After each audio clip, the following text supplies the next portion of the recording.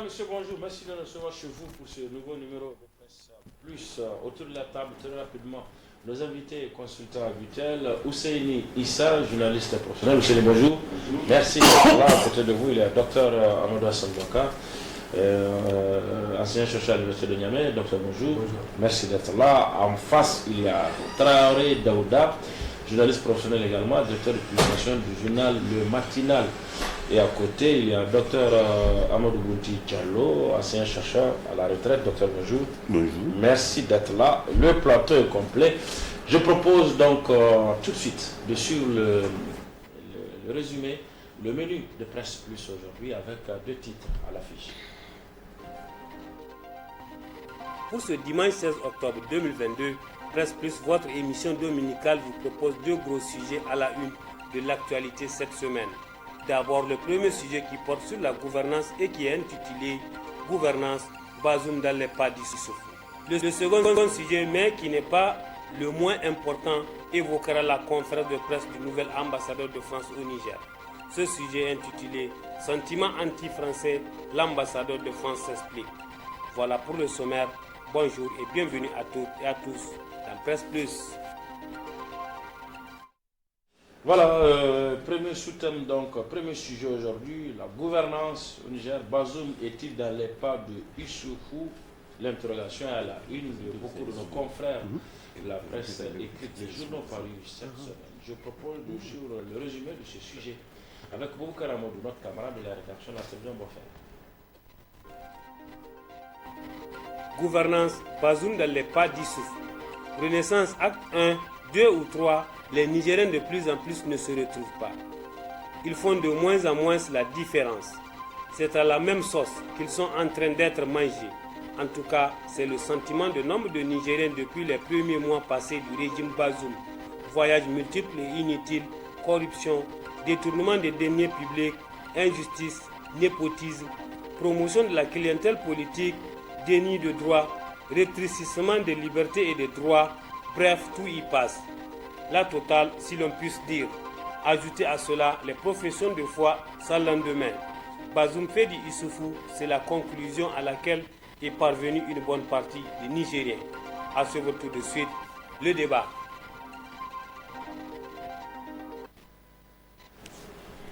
Alors, comme vous venez d'entendre dans l'introduction, enfin, dans le résumé de ce sujet, beaucoup de Nigériens commencent depuis quelques temps maintenant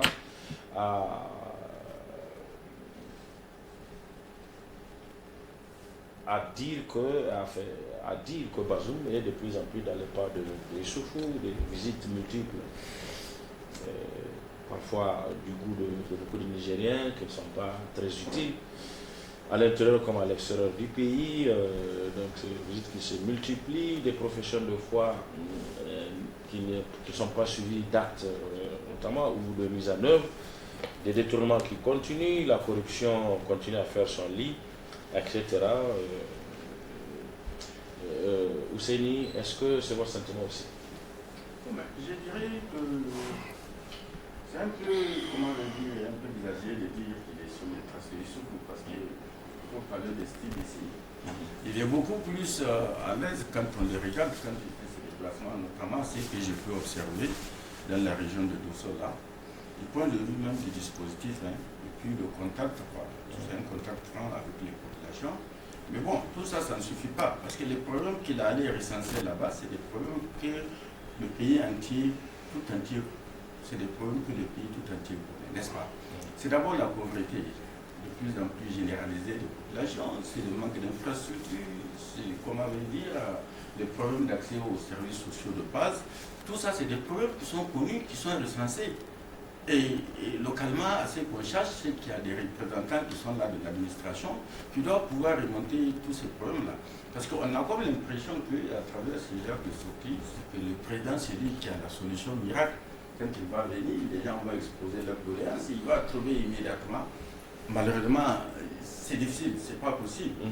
Il va aller, il va écouter, il va recenser, mais moi je suis convaincu que ça va rester en l'état.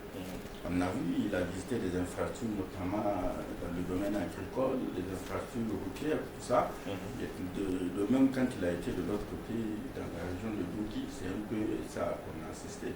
Moi, je me dis, bon, il a décidé d'aller prendre un bain de foule. C'est là, les problèmes peuvent se régler ici.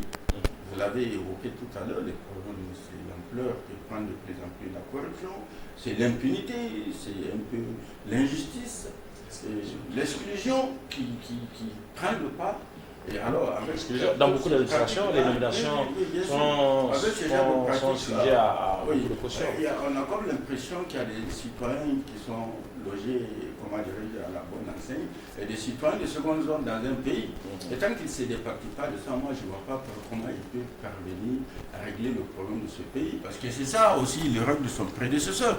Vous venez, vous considérez que le pays, ça vous appartient. Le pays appartient à tous les Nigériens. Ce n'est pas à vous. Vous êtes là en situation de pouvoir, une situation de pouvoir que vous allez inévitablement perdre un jour, n'est-ce pas?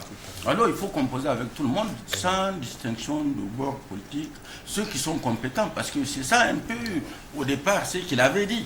Mais par la suite, on a vu que c'est carrément, comment dirais-je, il y a un fossé entre ce qu'il a dit et ce qui est en train de se pratiquer aujourd'hui. Alors, puisque vous en avez parlé, et puisque c'est de ça qu'il s'agit, je propose de suivre ce visite de terrain dans la région de Dosso. Là, précisément dans la localité de Gaïa, que le président de la République a effectué donc, en début de cette semaine. Je propose de suivre avec notre camarade de la rédaction, qui était envoyé spécial de Conféré Télévision, Souleymane Ousmane. C'est chargé pour le président de la République qui est arrivé à Gaïa ce lundi 10 octobre 2022. Dans la cité du Dandi, il a mis près de 6 heures de temps pour visiter les différents services de l'État au niveau du département. De l'aménagement hydro-agricole de Sakonji-Burni à l'hôpital district en passant par la laiterie de Gaïa, le pipeline de Gaïa, ainsi que de la route de Sobela. La réalisation de cet aménagement agricole rentre dans la nouvelle politique du gouvernement qui vise à augmenter considérablement la productivité de la culture du riz afin de contribuer à garantir la sécurité alimentaire au Niger, mais aussi d'améliorer les rendements du riz au Niger. S'agissant de l'hôpital district et de la laiterie de Gaïa, ces deux entités sont construites sur le financement de la coopération et du Royaume belge. En ce qui concerne le pipeline d'export du pétrole brut nigérien via le Bénin, il est érigé sur une distance de 2000 km. Il sera l'un des plus longs systèmes d'exportation du pétrole brut en Afrique de l'Ouest. Partout où il est passé, le président de la République a reçu d'amples explications de la part des responsables techniques. La réalisation de toutes ces infrastructures évaluées à plusieurs milliards de francs CFA va certainement contribuer à booster l'économie du pays en général et celle de la région de Dosso en particulier, grâce à la création d'emplois et aux multiples opportunités aux 380 000 âmes qui peuplent les différentes localités du Dandi. Après l'étape de Gaïa, le chef de l'État poursuivra sa tournée ce mardi avec les étapes de Koromaïroa, Tibidi et Dossoville, toujours dans la région de Dosso.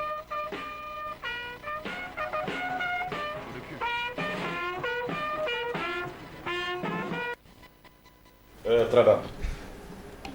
Oui. Oui, Bazoum est-il dans les pas de Youssoufou? Vous avez entendu l'argumentaire de Hussein Issa tout à l'heure. Est-ce que vous inscrivez dans la même logique ou bien vous avez une autre approche? Bon, en tout cas, je pense qu'il y a quand même une petite... Peut-être pas de l'importance à la fin des fins. On a remarqué qu'à la différence de Youssoufou, lui, il aime les visites de terrain, il aime être présent sur le terrain, peut-être s'enquérir mieux des problèmes que les populations vivent. C'est peut-être ça la différence, parce que si vous vous rappelez, Youssoufou, durant tous ces 2 mandats, pratiquement en dehors de la période de campagne, il n'a jamais, pour ainsi dire, passé une nuit dans un département ou dans un arrondissement de ce pays. Jamais. En dehors de ses vacances, dans son village, il ne le fait pas. Bon, là, on remarque que lui, Bazoum, quand même, il s'y plaît. L'occasion de faire tournante aussi.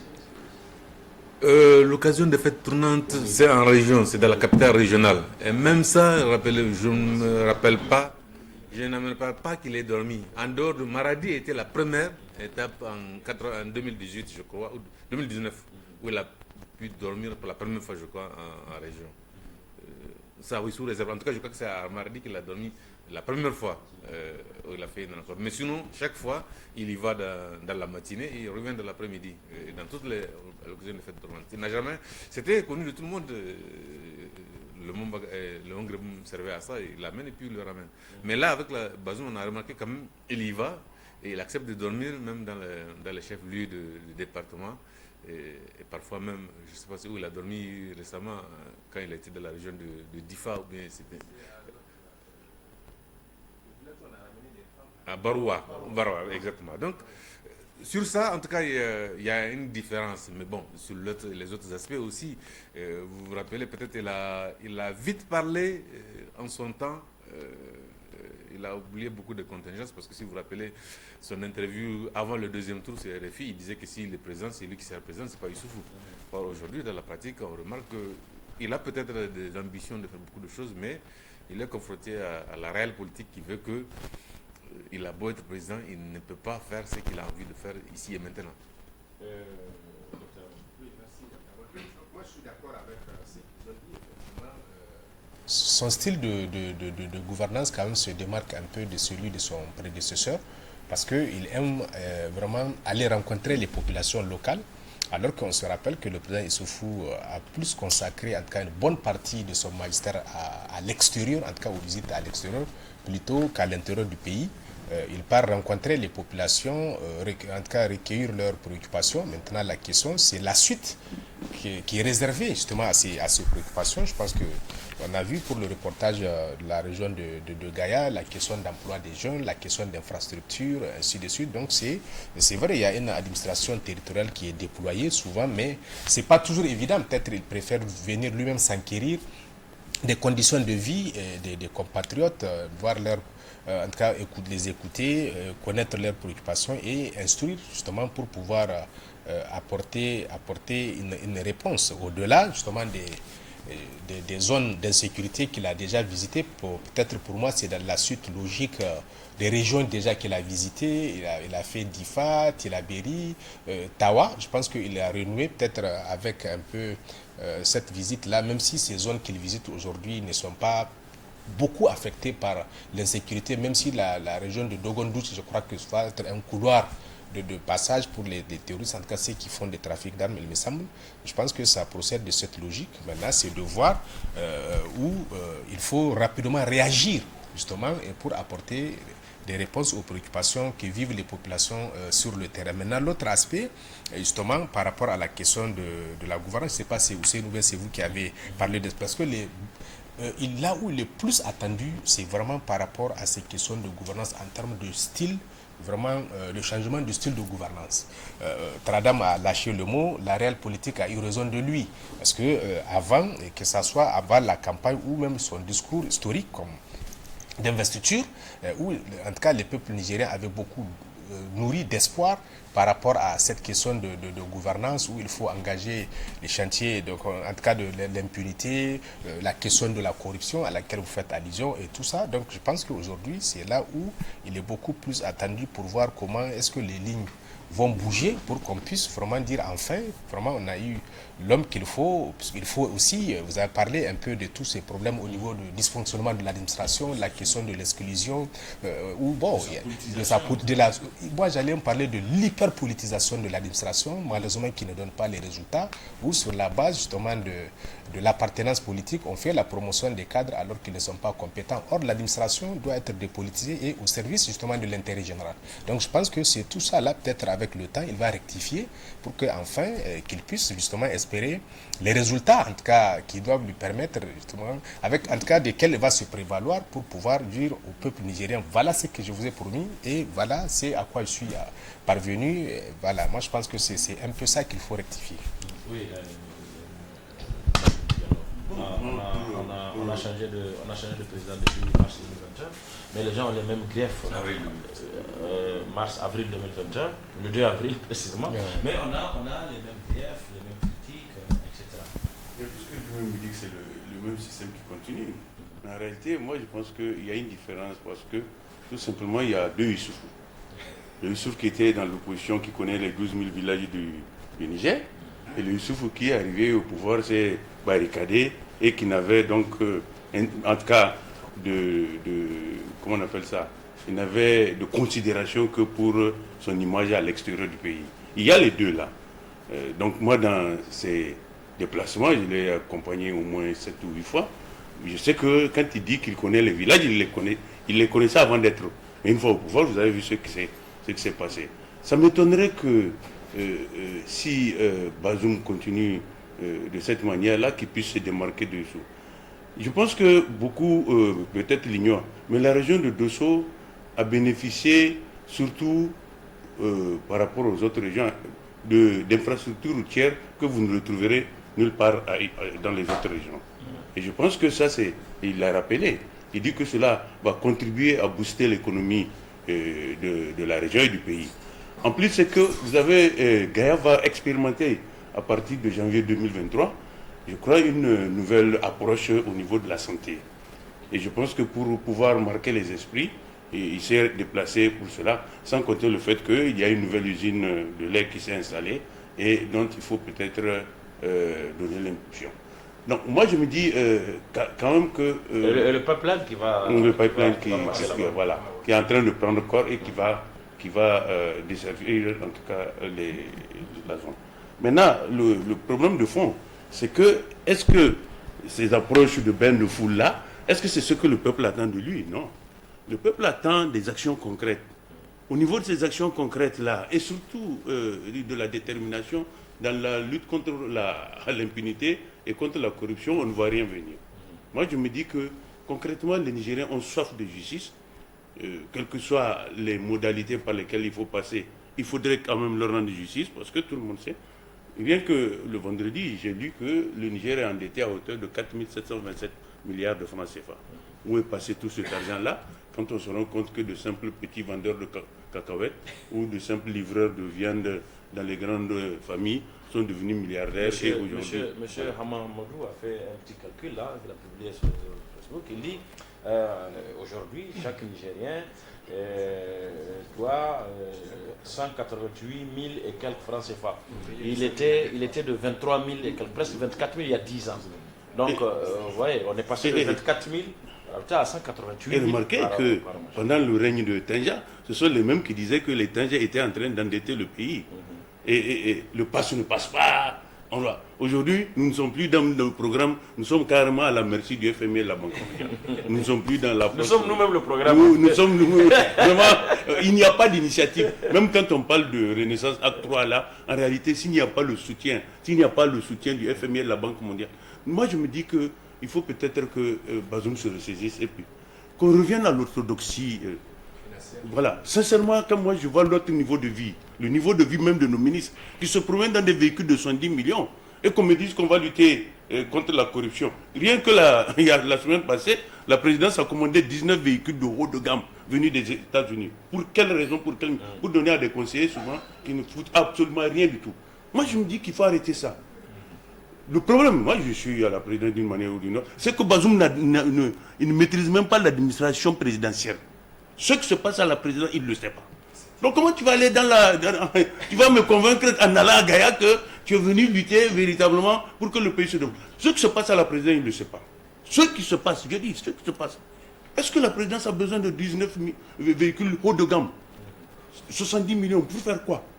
Ces gens-là, qu'est-ce qu'ils vont rapporter? Vous voyez que de simples chefs de service dans les sociétés ont des véhicules 4x4 de 50 millions. Qu'est-ce qu'ils apportent à la société? Qu'est-ce qu'ils apportent au pays? Donc, moi, je me dis que tout ça là, c'est peut-être, quelqu'un l'a dit, hein, souvent c'est des véhicules qui sont appelés à être amortis en 3 ans. En une année, les gens les amortissent.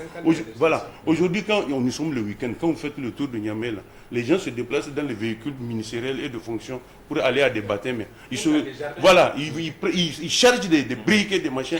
Donc tout ça là, il va falloir arrêter. Donc, il n'a qu'à donner des consignes à la police. Celui qui n'a pas une autorisation express, qui ne sort même pas de la voiture. Tout ça là. Moi je me dis qu'il y a des petits gestes que les gens attendent au moins de lui. Tout cela, ça ne se voit pas. Bon, il est allé, il a pris un bain de foule, il est allé voir les Azena là. Peut-être sûrement que, notamment, ils ont dû. Je sais pas. Voilà. Les Azena, on va voir sa visite à Dalkasseri, donc la commune de Dalkasseri. Et le journal La Nation, le quotidien La Nation a titré Mohamed Bazoum effectue une série de visites dans le Dendi. C'est ce qu'on vient de voir tout à l'heure. Mohamed Bazoum effectue une série de visites dans le Dendi. Quant au journal Niger Inter Hebdo, il titre répondre, donc ces visites, cette série de visites du président, c'est dans l'objectif de répondre aux attentes des populations. Répondre aux attentes des populations. La roue de l'histoire, l'hebdomadaire La roue de l'histoire, titre toujours à l'écoute des populations du Niger profond, en parlant de Bazoum Mohamed dans le cadre donc, de ses visites de terrain. Et puis le Hérisson, le journal Le Hérisson, titre il s'agit de renforcer la coexistence pacifique pour conduire à bon port les projets de développement en cours. Renforcer la coexistence pacifique pour conduire à bon port les projets de développement en cours.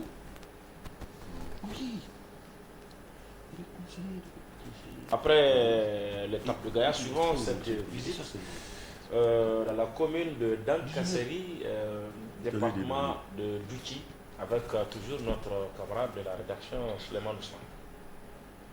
La commune rurale de Dankassari, département de Dogandouchi, a constitué la troisième et dernière étape de la visite de travail dans la région de Dosso du président de la République. À l'image des autres localités visitées, à Dankassari, la mobilisation était exceptionnelle. L'arrivée du chef de l'État a été une occasion pour le préfet de Dogandouchi de rappeler les problèmes auxquels font face les populations de sa commune, mais aussi de formuler des recommandations à l'endroit de l'État. La création d'unités dans les zones de Soukoukoutane et Dogonkiria, le renforcement des capacités opérationnelles des unités de la place en ressources humaines et matérielles conséquentes, la création des activités génératrices de revenus pour les jeunes désœuvrés, le renforcement des capacités interformationnelles du Conseil départemental de sécurité, le renforcement de l'interopérabilité du CDS avec les autorités entités voisines, des entités voisines. La révision à la hausse des appuis de la haute autorité à la consolidation de la paix au Conseil départemental de sécurité. Le président de la République, en réponse aux doléances des populations, a promis des solutions comme dans les autres localités visitées. Za mu iyakan kokari don mu magance mishi insha Allah. Matakin da muka ɗauka shine za mu farawa da aza escadron na garde national a garin Dogon Iriya ba tare da bata lokaci ba insha Allah. Za mu kawo su, za mu ba su kayan aiki, za su aiki Dogon Iriya da su Kukutan. Wannan babban abu ne da ya dame ku. Na shurari mayor da zu da ya magana madadinku, ya mu zancen sauran bukatunku wanda suka shahi ilimi, suka shafi kiwon lahiya, suka shafi aikin gona da kiwo, suka shafi matsalar ruwa da matsalar lantarki. Duka zancen likita da sauran insha Allah za mu abinda ya dace mu ma jama'a daidai gwargwado. Avec une population de 140 000 habitants, la commune rurale de Dankassari, par cette visite du chef de l'État, a rassuré son engagement aux côtés de l'État afin de lutter contre toutes les mauvaises pratiques qui freinent le développement de la commune de façon générale. Cette visite du président de la République marque la fin de la série de visites de proximité du président de la République entamée depuis 2021 dans les différentes régions du pays. Alors voilà, après Gaïa, donc dans Kasseri, c'est un peu le même objectif selon nos confrères. Il s'agit d'être à l'écoute des populations du Niger profond. Il s'agit également de renforcer la coexistence pacifique pour conduire à bon port les projets de développement en cours, etc. Mais notre confrère, l'éclosion, vous savez ça, l'éclosion n'est pas tout à fait de cet avis. Il est même péremptoire, notre confrère, qui dit Renaissance acte 1, 2 et 3, l'autopsie d'une gouvernance conçue pour échouer. Autopsie d'une gouvernance conçue pour échouer. Ouais, ça veut dire que bon, c'était mal parti dès au départ. Non, peut-être trouver une autre formule. Vous savez, quand Issoufou a pris le pouvoir, il y avait quand même une certaine euphorie. On les avait suivis pendant des années. C'est eux les champions qui savaient gérer un pays, qui savaient c'est quoi l'orthodoxie, qui insultaient à tout vent les opposants, n'est-ce pas? On a vu que c'était des gens, tout ce qu'ils faisaient, c'est pour juste accéder au pouvoir et puis se mettre à dilapider. Parce que ça, on a vu ça, ça a débuté un peu sous le premier mandat, ça a pris de l'ampleur. Un temps, quand il y avait les histoires de corruption, on dit, ah non, c'est l'allié. Celui qui nous a soutenus pour qu'on arrive au pouvoir là, c'est à cause de lui qu'on ne peut pas sanctionner. N'est-ce pas? On l'a chassé. Mais quand on l'a chassé, c'est-à-dire que la vanne a été ouverte en matière de dilapidation systématique, de détournement et l'impunité, l'exclusion ont pris des proportions inquiétantes. Non, bon, mais c'est un autre détail. Maintenant, les projets en cours, je ne sais pas c'est quoi les projets en cours. Il y a un journal qui a parlé de projets en cours. C'est quoi juste les projets en cours? Non, je ne sais pas. Mais docteur. Non, il y a un titre de. Mais ils sont en train de continuer Loga. Non, mais bon, je vais dire. Il y a beaucoup de projets. Non, mais quand j'ai dit des projets, moi je vais dire une chose. Des projets, c'est bien de faire des routes et tout. Mais des formations. Mais moi, le sentiment que j'ai, c'est-à-dire cette façon de ces autorités ou de ces dirigeants, ou même des populations, de considérer que ce que le président est en train de faire là, c'est dans sa poche. On a l'impression que quand on vient, nous sommes contents, nous avons eu tel nombre de classes, nous avons eu tel nombre de centres de santé, nous avons eu ceci, nous avons eu cela. Voilà. C'est comme si c'est le président qui a décidé de faire. S'il n'avait pas eu cette volonté de faire, ça n'allait pas se réaliser. Mais c'est un devoir pour le président de faire ce genre de choses-là. Maintenant, aller recueillir les populations, les avis des populations, les attentes des populations, tout ça, n'est-ce pas? Il faut être beaucoup plus pragmatique. Et je vais faire un peu la comparaison avec Tanja. Quand il vient, il constate qu'au niveau d'un village, ils ont besoin plus d'eau que de ceci ou cela, il fait des points d'eau. Pratiquement, il y a eu combien de points d'eau qui ont été... Eux, ils insultaient ça à l'époque. Il y a eu combien de cas de santé, on disait c'est des ânes et des machines, des chefs qui passent la nuit dedans, n'est-ce pas? C'est ça, on a assisté à ça. Aujourd'hui, ces cas de santé, ces points d'eau-là, ont été empoisonnés. Les gens pratiquent. C'est parce que tout simplement, la vision pragmatique a consisté à investir au niveau des villages pour permettre aux populations, même en cas de mauvaise saison pluvieuse, qu'ils puissent continuer quand même à produire localement. On a assisté à ça.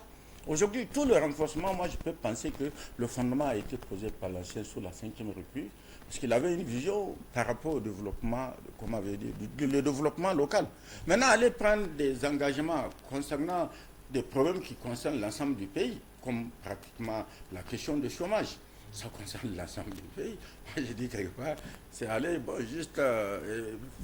aller se faire valoir pour montrer que je suis là à vous écouter. Mais est-ce que concrètement, quelles sont les politiques que vous êtes en train de mettre en œuvre concrètement pour pouvoir résorber le chômage? Quelles sont les questions? Et sans compter l'autre aspect, la corruption, qui a pris des proportions inquiétantes. Tout à l'heure, Bounty a dit ça. Des gens qui se sont enrichis comme ça, du jour au lendemain. C'est tout ça, le sentiment de frustration, l'injustice, tout ça. C'est ça qui fait que les gens, aujourd'hui, de plus en plus, quand on dit c'est la continuité, les gens ont l'impression, parce que ça fait pratiquement plus d'un an qu'il est au pouvoir, sur les grands chantiers, les choses n'ont pas du tout bougé. On tourne en rond. Quand je dis on tourne en rond, par rapport à la question de la lutte contre la corruption, quand on pose le problème, les gens sortent et disent on a mis en place des institutions. Mais à quoi servent ces institutions en fin de compte? Même quand ces institutions, quand je parle de la Halsa et autres, finissent leur rapport, on s'arrange toujours pour les noyer. Quand la justice ne peut pas directement se saisir, parce qu'il y a des gros dossiers, et c'est sur ça que les Nigériens veulent voir s'il a vraiment la volonté de changer, ou il va dans la même logique que son prédécesseur. On ne touche pas à ceux qui sont avec nous, mais ceux qui ne sont pas avec nous, là, la moindre petite pécadille, c'est la sanction. C'est ça, les Nigériens ne peuvent pas comprendre dans une démocratie. Après l'explosion, c'est au journal Le Nouveau Républicain de titre d'Issoufou à Bazoum, le Niger, tombeau de Boko Haram devient son Eldorado. C'est parler d'une façon générale donc de l'insécurité auquel de véritables solutions n'ont pas encore été trouvées. D'Issoufou à Bazoum, le Niger, tombeau de Boko Haram, devient son Eldorado. Et puis le Courrier, le journal Le Courrier, qui titre Continuité, Bazoum Mohamed réinvente Issoufou. Continuité, Bazoum Mohamed réinvente Issoufou. Et enfin, le Nouveau Républicain, encore que l'on retrouve, confiance régnante entre Issoufou et Bazoum, telle celle du maître et son élève.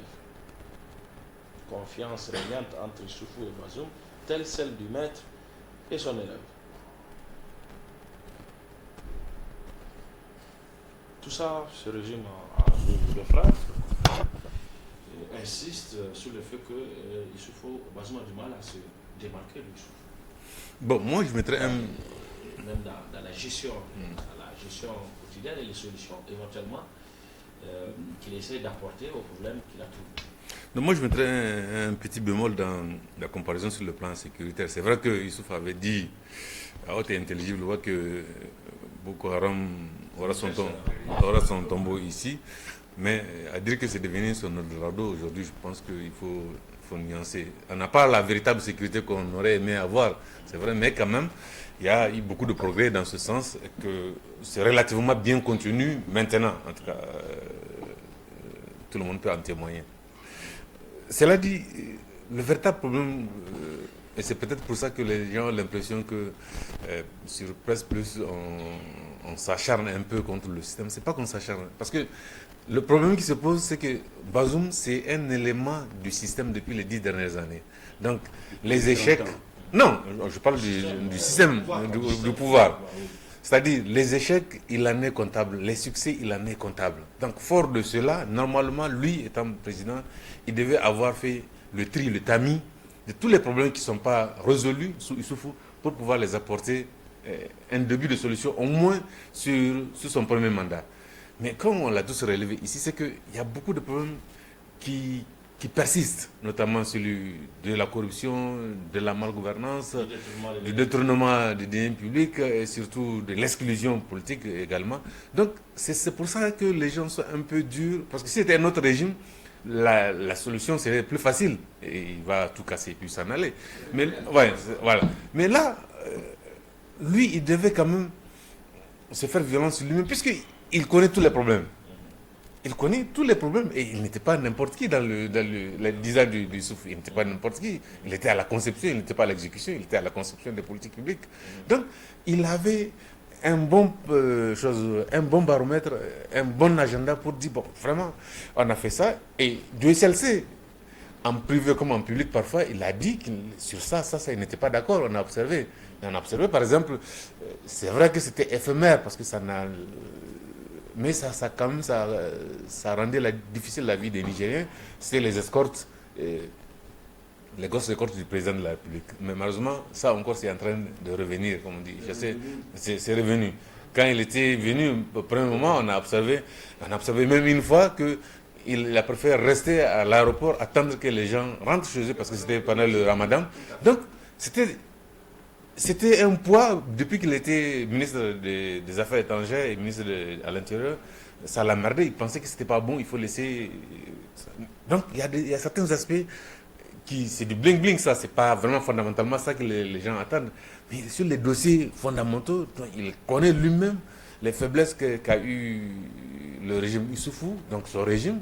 Il devait normalement en prendre note et puis essayer de trouver des solutions. C'est vrai que la réelle politique, comme je l'avais dit en début, peut lui imposer des choses, mais quand même, on peut commencer, on peut avoir un petit début, ça va être laborieux, c'est vrai, mais qu'on observe qu'il y a cette volonté et que les gens l'accompagnent. Les gens vont... Parce que, quoi qu'on dise, au-delà de tout choses aujourd'hui, s'il se montre vraiment déterminé à faire, vous allez me dire peut-être, je ne sais pas ce qui se passe au fond, mais quand même, les gens vont observer, et c'est la population qui va militer pour l'accompagner dans ce sens.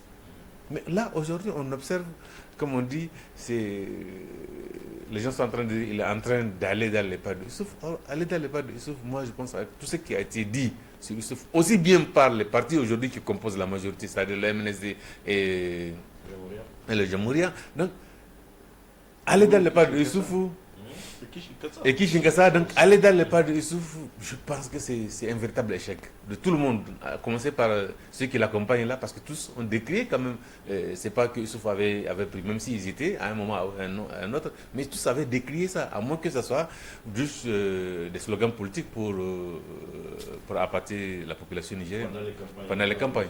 Tout à fait. C'était plus expressif. Voilà. Absolument. Et alors, docteur, c'est votre avis? Bon, peut-être c'est un titre d'un journal, aller dans les pas. Moi, je ne pense pas qu'il va dans les pas véritablement du président Issoufou. Non, le courrier a plutôt dit qu'il réinvente Issoufou. Ok.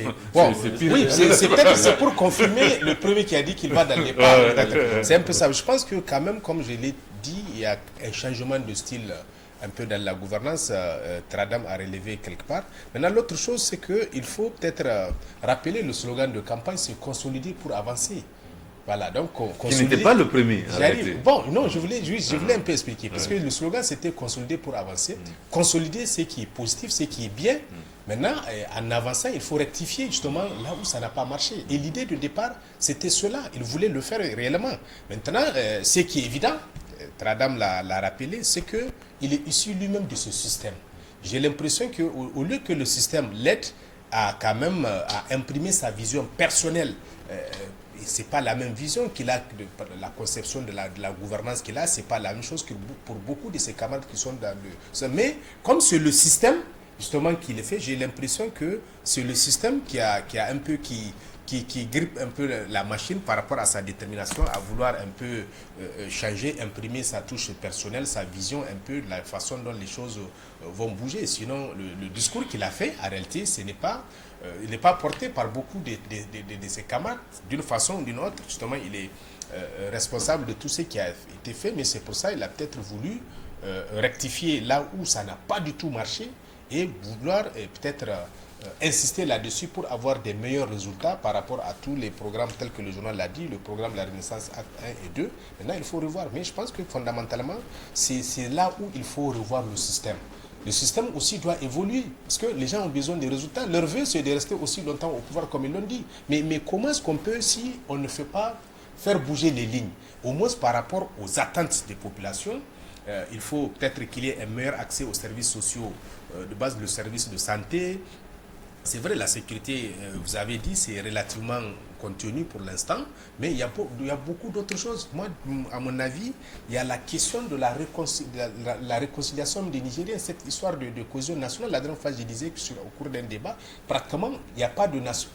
La nation reste à construire. On a vu par rapport à certaines prises de position où les gens ne sont pas unanimes. Donc, je pense que pour moi, il y a des préalables à régler dans l'urgence pour pouvoir justement dérouler son programme vraiment vers l'amélioration, en tout cas vers un mieux-être des populations, que ce soit dans les zones qu'il a visitées, que ce soit ici à Niamey ou en tout cas dans d'autres contrées où il y a des préoccupations. C'est de veiller justement à ce que l'impunité ne soit pas la règle, à ce qu'on revienne à l'orthodoxie financière. La question justement, une fois je l'ai dit, la question justement du train de vie qu'il faut revoir. Mais comme il dit, on passe des commandes de 19 véhicules, il dit, 70 millions pour des gens, pour quel résultat véritablement? Je pense que quelque part, on a une leçon à donner d'humilité, où il faut donner le minimum pour que les gens puissent vraiment travailler. Quand on les embourgeoise davantage, est-ce que les gens vont travailler? Je pense que c'est toute cette inertie-là qu'il faut vaincre pour aller vers des choses beaucoup plus concrètes où les gens vont dire, finalement, les résultats commencent à tomber, ainsi de suite. C'est absolument. Le niveau républicain, on l'a vu, c'est le dernier journal dont on a vu le titre dans cette série. Il va même, notre confrère va plus loin. Il parle de l'achat entre maître et élève. C'est plus que les pas de Issoufou que moi je me suis. Il est pratiquement, c'est des relations pratiquement entre maître et élève. Non, mais on peut être élève et puis ne pas suivre le maître. Je vais vous donner l'anecdote d'Ndioping, pour qui j'ai beaucoup d'admiration, et Mao. En 62, il dit à Mao, la voie qu'on a suivie, ça ne peut pas aller. Et donc, que le chat soit noir ou blanc, s'il peut attraper. Non, on l'envoie au goulag. Après, en 1972, il a répété. On l'a encore. Donc c'était l'élève de Mao, mais il dit à Mao, non, on est en train de commettre des erreurs. Et vous savez que quand il est venu, il a fait pratiquement comme tout. Il a dit au cadre du parti, enrichissez-vous. Et ils pensaient que c'était dans le cadre de la corruption. Ils se sont enrichis. 2 ans après, il vient, il dit opération mouche et tigre. Et il a fait arrêter 220 000 cadres du Parti communiste. Donc c'est pas parce qu'on est élève que nécessairement il faut fermer les yeux sur l'incompétence ou bien les erreurs commises par. Voilà, il faut quand même se démarquer. Moi je me dis que Bazoum a besoin de rectifier le tir. Sincèrement, les Nigériens ne l'attendent pas, ils n'attendent pas de lui qu'il suive aveuglement les pas de Issoufou. Issoufou n'a pas conduit le pays de manière tout à fait logique, donc il ne faudrait pas que lui-même il répète ça. Dans tous les cas, s'il gère comme Issoufou, dans 10 ans, il n'y aura pas de pays. Parce que vous avez vu comment d'abord on est endetté, lui qui parle d'insécurité, l'insécurité n'a jamais été aussi criante qu'aujourd'hui. Aujourd'hui, même l'axe béninois n'est plus sûr. Aujourd'hui, vous ne pouvez pas aller à Terra. À partir de Gauthier, même avec escorte, c'est la même. Et il y a des villages entiers qui n'ont pas cultivé du tout, qui sont obligés. Ceux qui sont restés dans les villages payent la zakat au terrorisme. Jusqu'au faubourg de Tilaberi. Je ne sais pas dans la région de Difa ce qui se passe. Donc dire que la sécurité est garantie, non, c'est pas possible. Non. En termes d'attaque. Oui, en termes d'attaque, non. Je vous donne l'information, je viens d'avoir un message, puisque hier nuit, je pense que dans la zone de Bosso, il y a eu l'enlèvement à Difa, justement, il y a eu l'enlèvement, je crois qu'il y avait un véhicule de transport qui était tombé en panne. Les gens de Boko Haram sont venus partir avec les passagers, pratiquement des femmes et des enfants. Il n'y a qu'un seul qui a échappé, lui, il est infirme, ils ne sont pas partis avec lui. Non, c'est simplement, en fait, les attaques ont cessé à cause de la saison de pluie. La preuve, dès la fin de la saison de pluie, vous voyez que les attaques repartent. Et aujourd'hui, vous ne pouvez pas suivre l'axe Niamey-Fadangourma, l'axe Niamey-Dori, simplement parce qu'il y a l'insécurité. Donc, il n'y a pas eu d'amélioration, pas du tout. La situation n'a fait que se dégrader. Maintenant, ce que les Nigériens attendent véritablement de Mohamed Bazoum, c'est qu'il prenne le taureau par les cornes.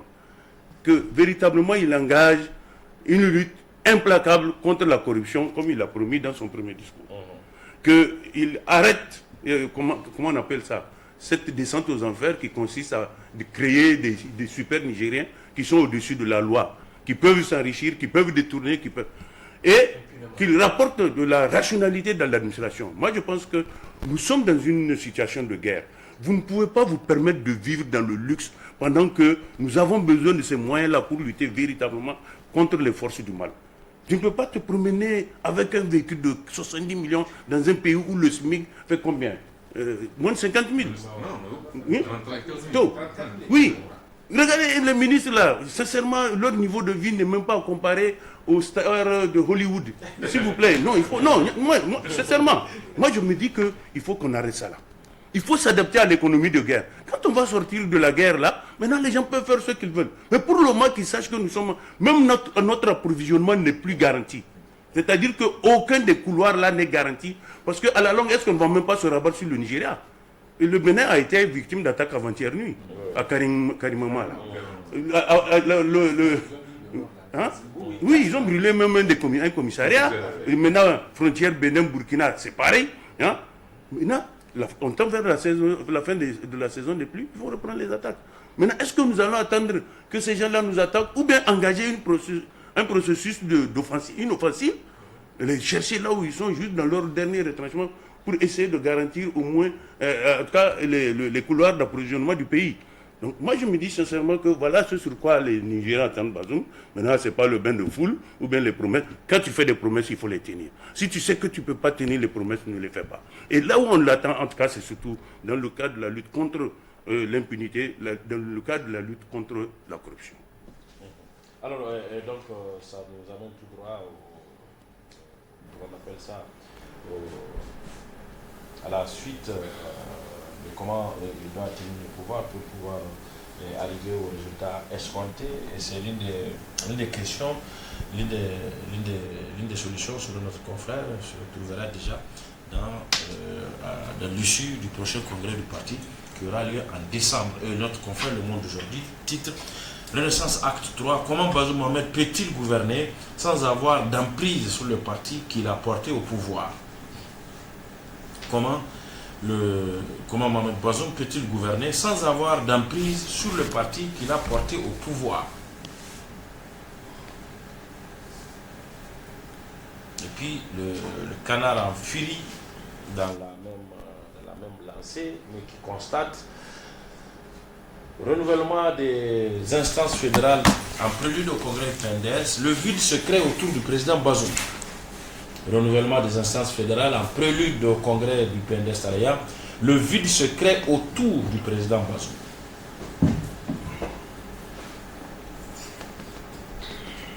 Madame. Le vide se crée. Je ne sais pas sur quelle base il dit que c'est le vide qui se crée. Parce que sur la base de la composition. De la composition, on a des instances fédérales qui sont en train d'être mises en place. Oui, c'est. Pour le moment, c'est kiff-kiff, c'est 4 régions, je crois, sur les 8, hein, ou 3 même. Oui, c'est 4 régions, Difa, Tawa et puis Dosso, qui ont été mises en place. Bon, moi je pense que c'est un peu trop. Il y a quelqu'un qui m'a demandé la dernière fois, qui a posé la même question. J'ai dit non, bon, c'est un peu trop tôt de le dire. Bon, mais c'est vrai que, comme je l'ai dit, c'est quand même, on a l'impression que c'est vraiment une répartition des tâches bien déterminée. On a l'impression que Bazoum fait abstraction de tout ce qui est partisan et Issoufou dirige carrément l'appareil du parti. C'est lui qui est au four et au moulin, c'est lui qui fait toutes les tournées, en tout cas on a remarqué, via le haut représentant. Donc, je pense qu'il y a quand même un gros problème, un petit problème qui est en train de devenir un gros problème. Ce qu'on a voulu tous combattre ici, c'est ça malheureusement qui est en train de rattraper. À dire que le président de la République, il doit être loin d'un appareil de parti, il ne doit pas être partisan. Mais malheureusement, dans les faits, on remarque que tant que vous n'avez pas le parti, vous n'avez pas l'appareil de parti entre vos mains, vous ne pouvez pas diriger. Et c'est peut-être ça aujourd'hui. Dans ce système qui a été mis en place. Est-ce que l'appareil de l'État se confond? Voilà, confond. Et comme lui-même, il s'évertue à le maintenir, à le dire chaque fois qu'il y a un peu du parti dans ce qu'il fait. Mais je pense que là où les Nigériens l'attendaient justement, c'est faire la grosse fracture entre le système Issoufou. Minimiser l'emprise. Voilà, minimiser sur l'appareil de l'État et puis vraiment diriger véritablement l'État, pas diriger en collaboration avec quelqu'un en dehors peut-être de sa majorité qui l'accompagne.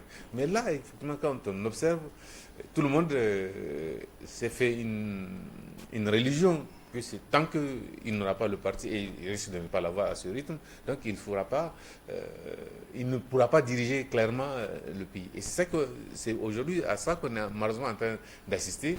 Toutes les décisions, vraies ou fausses, mais les gens ont l'impression qu'il n'a peut-être que la signature finale, mais le reste, ça se fait ailleurs. Donc, et là, effectivement, pour un président dont je dis qui est issu du Sérail, qui a vécu tout ce que les Nigériens ont déploré, on s'entendait à un sursaut de sa part pour pouvoir vraiment s'en sortir de ce système qui, en tout cas, même si c'est Niamey, comme les gens le pensent, ou si c'est les réseaux sociaux, quand même, il y a un peu de vrai. Les gens observent, les gens savent que ça ne va pas. Donc c'est à lui de corriger les tirs et dire à son mentor éventuellement, bon, écoute, comme l'a dit Bounty tout à l'heure, entre Mao et Deng Xiaoping, que non, il faut qu'on s'arrête, puisque c'est pas pour nous. Finalement, c'est pour le peuple qu'on fait. Et si le peuple, même si c'est une partie du peuple qui crie, il faut qu'on l'écoute, il faut qu'on trouve une solution, il faut vraiment apporter une autre touche. Voilà. Alors, la question est quand même pertinente. Comment Bazoum peut-il gouverner dans ce contexte nigérien sans avoir d'emprise sur le parti, notamment le PNDS? Autrement, est-ce qu'il a réellement envie d'avoir une emprise sur l'appareil du parti? C'est la question qu'il faut se poser. Moi, à partir du moment où, tout à l'heure, j'ai entendu le docteur dire que bon, c'est aux camarades de l'aider pour qu'ils réussissent. Mais les camarades sont arrivés au pouvoir pour une mission bien précise. S'enrichir. N'est-ce pas? Alors, Bazoum, il dit non, moi je vais mettre fin à ça. Mais alors, ils vont se révolter contre lui. Et c'est un peu ça. Depuis qu'il a prononcé son fameux discours là, il va faire la. Mais alors, c'était la fronde. Même par rapport au marché, on dit non, c'est pas possible. On ne gère pas un pays comme ça. Il faut qu'on se le dise, ce n'est pas une démocratie qu'on est en train de vivre au Niger. C'est de l'escroquerie contre le peuple. C'est ce qu'on est en train de vivre au Niger là. Le saupoudrage, c'est juste les élections là. Parce que la démocratie, je l'ai toujours dit, c'est la bonne gouvernance d'abord. Pas pour que quelques individus qui vont aller voler des urnes, ils disent nous avons le pouvoir. Pendant 5 ans, nous allons faire ce que nous avons là. C'est pas comme ça qu'on gère un pays. Mais j'ai comme le sentiment qu'on est dans ce schéma-là, dans ce canevas-là. Et avec eux surtout. Quand on dit, il faut avoir l'appareil du parti, on a comme l'impression que le parti est devenu plus puissant que l'État. Ou des gens considèrent que c'est comme ça, c'est nous qui dictons de comment les choses doivent être gérées, qui doit être là, qui doit être... Parce qu'à partir du moment où on dit, non, les postes même, on dit, il est de quelle région? Tel poste appartient à telle région, tel autre poste appartient. Depuis quand on a vu ça? Depuis quand on peut développer avec des considérations comme ça et dire qu'il est... C'est ça, il est... N'est-ce pas? Mais alors, non, moi ça me pose un problème. Ça me pose, vous êtes là pour réussir, non? Mais qui dit que ces gens-là, ils sont soucieux du développement? C'est la question qu'il faut se poser. Que le pays puisse avancer, que le pays puisse engranger comme on avait dit, sur le plan économique et tout et tout. Qui dit que c'est ça la préoccupation? Je n'ai pas le sentiment que c'est ça leur préoccupation. Leur préoccupation, on a une vache laitière, on peut pomper pour que nos conditions de vie s'améliorent. Maintenant, que l'écrasante majorité du peuple, des populations, soient dans le dénuement extrême, bon. J'ai entendu une fois un ministre dire, mais les gens ne sont pas obligés, si ceux qui n'ont pas les moyens ne sont pas obligés. Quand il y a eu la hausse avec le Covid là, que ceux qui n'ont pas les moyens, ils n'ont qu'à trouver d'autres alternatives par rapport à des aliments de première nécessité. Mais il y a combien qui ont les moyens? Quand l'État se désengage par rapport à la cherté de la vie, et l'État même crée les conditions pour que la vie devienne plus chère. N'est-ce pas à ça que nous sommes en train d'assister aujourd'hui? La hausse du carburant comme ça, du gasoil, ça a impacté tous les secteurs. Les gens ont jasé pendant quelques jours, ça s'est estompé. Aujourd'hui, tout le monde paye. Bon alors, qu'on me dise que ces gens-là, quand ils tiennent leur discours pour dire non, nous sommes en train de travailler pour que le pays avance. Ils travaillent pour qu'ils avancent eux. Mais pas pour que le pays ait quelque part.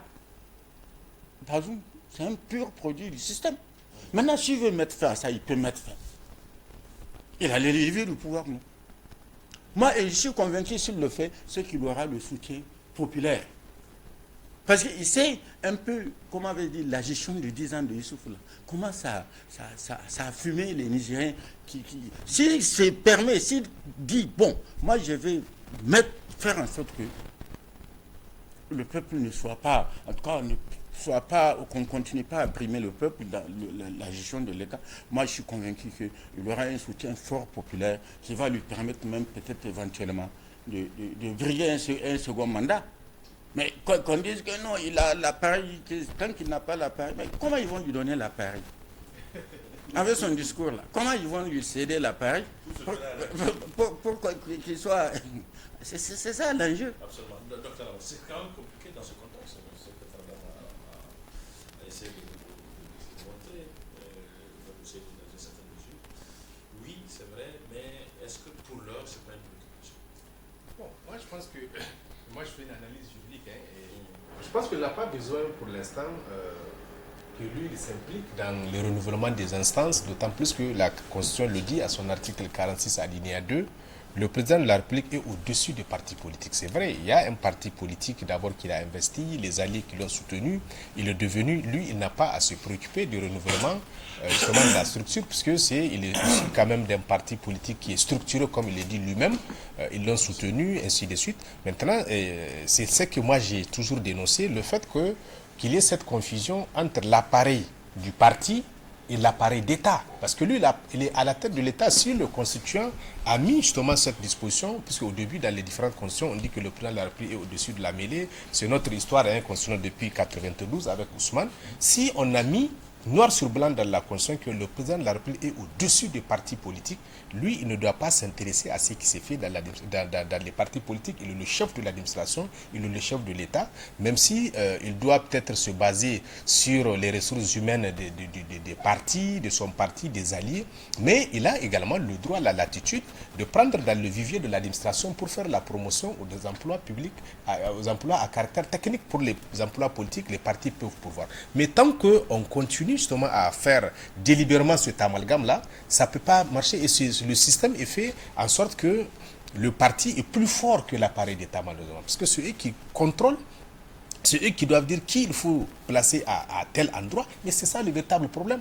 Et aujourd'hui, l'enjeu, à mon avis, c'est vrai. On parle que le parti est en train de lui échapper, puisque au niveau du renouvellement, je ne sais pas comme Tradam l'a dit, est-ce que cela veut dire qu'au niveau du renouvellement des instances fédérales, c'est des gens qui ne sont pas proches de lui, qui sont en train d'être positionnés pour venir au niveau du Congrès, c'est ça l'enjeu? Ou bien, bon, moi, je ne vois pas véritablement. C'est un système. C'est le système, sur le parti est là. Donc je pense que, à mon avis, il n'y a pas vraiment péril à la demeure, de mon point de vue, au niveau de tout ce qui est en train de se passer.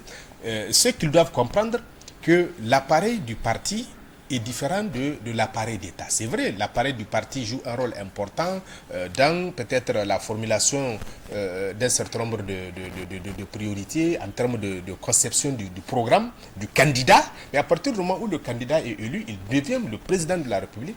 Le parti quand même doit un peu le laisser mettre en œuvre, puisqu'il est le président de l'ensemble des Nigériens. Non, Justement. Ce n'est pas le cas. On parlait de réel politique tout à l'heure. Est-ce que dans la réelle politique actuelle, on n'a pas intérêt à ce que justement son parti ne soit pas plus fort que oui, moi je pense que est-ce que s'il ne contrôle pas le parti, même si vous avez rappelé les dispositions constitutionnelles tout à l'heure, la réelle politique ne lui impose pas de ne pas se faire quand même subjuguer ou submerger par la puissance. Oui, et pour ça, peut-être qu'il faut avoir en partie le contrôle.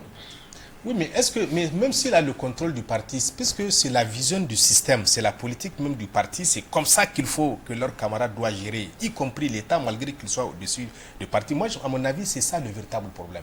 Jusque-là, les gens n'arrivent pas à se démarquer, à savoir c'est quoi l'État, c'est quoi le rôle du chef de l'État et le camarade du parti. C'est ça véritablement. Mais justement, c'est au début, il a fait un discours où lui-même, il croit justement à sa capacité à changer de gouvernance. Maintenant, l'exercice du pouvoir politique, la réalité justement de l'exercice du pouvoir politique, l'a amené à comprendre qu'il y a de fortes résistances un peu au niveau du parti, dans son environnement, ainsi de suite. C'est ça immédiat, voilà, c'est ça la réelle politique qui l'a amené à comprendre que ce n'est pas du tout aisé. C'est ça le véritable. L'enjeu, c'est en fait comment est-ce que les gens vont dissocier l'appareil du parti qui est là pour vraiment s'occuper justement de quoi on appelle de l'élargissement des bases du parti, un certain nombre où il faut recruter de nouveaux militants, il faut chercher des trucs et des actions partisanes, et le président de la République qui est élu président de la République, qui est au-dessus des partis politiques et qui doit mettre en œuvre son programme. Bon, moi je dis le droit, oui. Voilà. Ça c'est l'idéal, c'est l'énoncé justement. C'est l'idéal, mais maintenant c'est ça le défi à mon avis. Et je pense que c'est pour ça aujourd'hui, dans le choix, c'est qu'on dit la question de l'hyperpolitisation de l'administration, où souvent il n'y a pas de résultat, on place déjà. Je pense que c'est parce que, quelque part, il n'y a pas cette liberté de choix dans les responsables qu'il faut nommer à telle ou telle place, et que le parti quand même doit s'occuper de ce qui concerne l'association privée qui est le parti politique, mais plutôt que l'État. On doit l'aider à réussir. De toute façon, ils vont dire que c'est notre parti qui est au pouvoir, c'est notre camarade qui est au parti. Maintenant, si on dit non, il faut tout contrôler, il faut... Non, il y a un problème quand même. Oui, le parti m'a aidé. J'ai aidé le parti et en retour, le parti m'a aidé. Oui, docteur. Mais le problème, c'est que je crois qu'il a lu Le Soleil des indépendances. Personne ne veut se retrouver à la place du prince du Horodougou. Voilà, qui est allé financer le parti et qui s'est retrouvé uniquement avec la carte d'identité. Le problème qu'il y a, moi je vous le dis, Bazoum ne maîtrise même pas l'administration de la présidence. Ça, c'est un fait. Deuxièmement,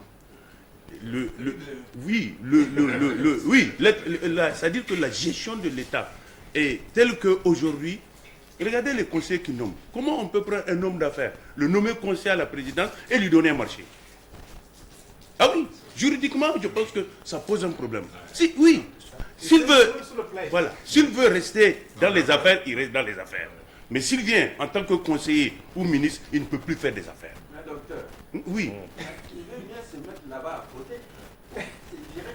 Non, moi je ne suis pas à la présidence au titre du... Je suis en train de dire, mais c'est la conception comme ça. D'abord, je suis militant, opérateur économique du parti, mais quand je suis à côté du chef même, c'est encore plus facile. Oui, mais le problème, c'est que ça pose un problème juridique. Juridiquement, ça se fait. Parce qu'effectivement, il y a le risque de trafic d'influence. Parce que les gens vont voir son statut de conseiller, justement, pour lui donner le marché. Le principe de l'égalité dans l'accès peut ne pas être respecté. Il peut d'égalité. Moi, je suis d'accord que le monsieur... Non, il peut avoir un passeport diplomatique, par exemple. Pour ses voyages à l'étranger. Mais qu'on lui donne un marché public, moi, je vous assure que même la location des maisons dans les différentes localités là est politique. N'allons même pas. Les conventions que l'État signe. Oui. On brade les immeubles de l'État pour envoyer les gens dans des villas privées. Mais quand même. C'est l'orthodoxie financière en matière de gestion. Donc tout ça là, si ça se passe et que dans tous les cas, Bazoum ne va pas me dire qu'il n'est pas au courant, les services secrets lui rendent. Même quand vous construisez un immeuble, le lendemain, les services secrets vous rendent compte au président. Hein. Mais s'il ne prend pas les dispositions, moi je pense qu'il ne faut pas accuser quelqu'un. Ça veut dire quelque part qu'il manque de compétences. Ou il manque de volonté à pouvoir réagir pour faire en sorte que l'État soit respecté. Mais l'État ne l'est pas. Parce qu'il y a une confusion entre le privé ici et l'État.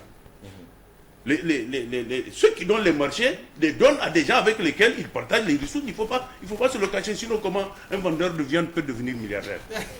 Hein? Quelqu'un qui porte la viande sur sa tête. Hein? Billah, il le dit. En quelques années, surtout. Oui, en moins d'une décennie. Sinon, bon, tout le monde peut être milliardaire, ça dépend. Non, pas tout le monde ne peut pas être milliardaire de manière... C'est Dieu qui décide. Oui. C'est Dieu qui décide. Je dis dans l'absolu. Dans l'absolu, Dieu n'intervient pas dans nos corruptions.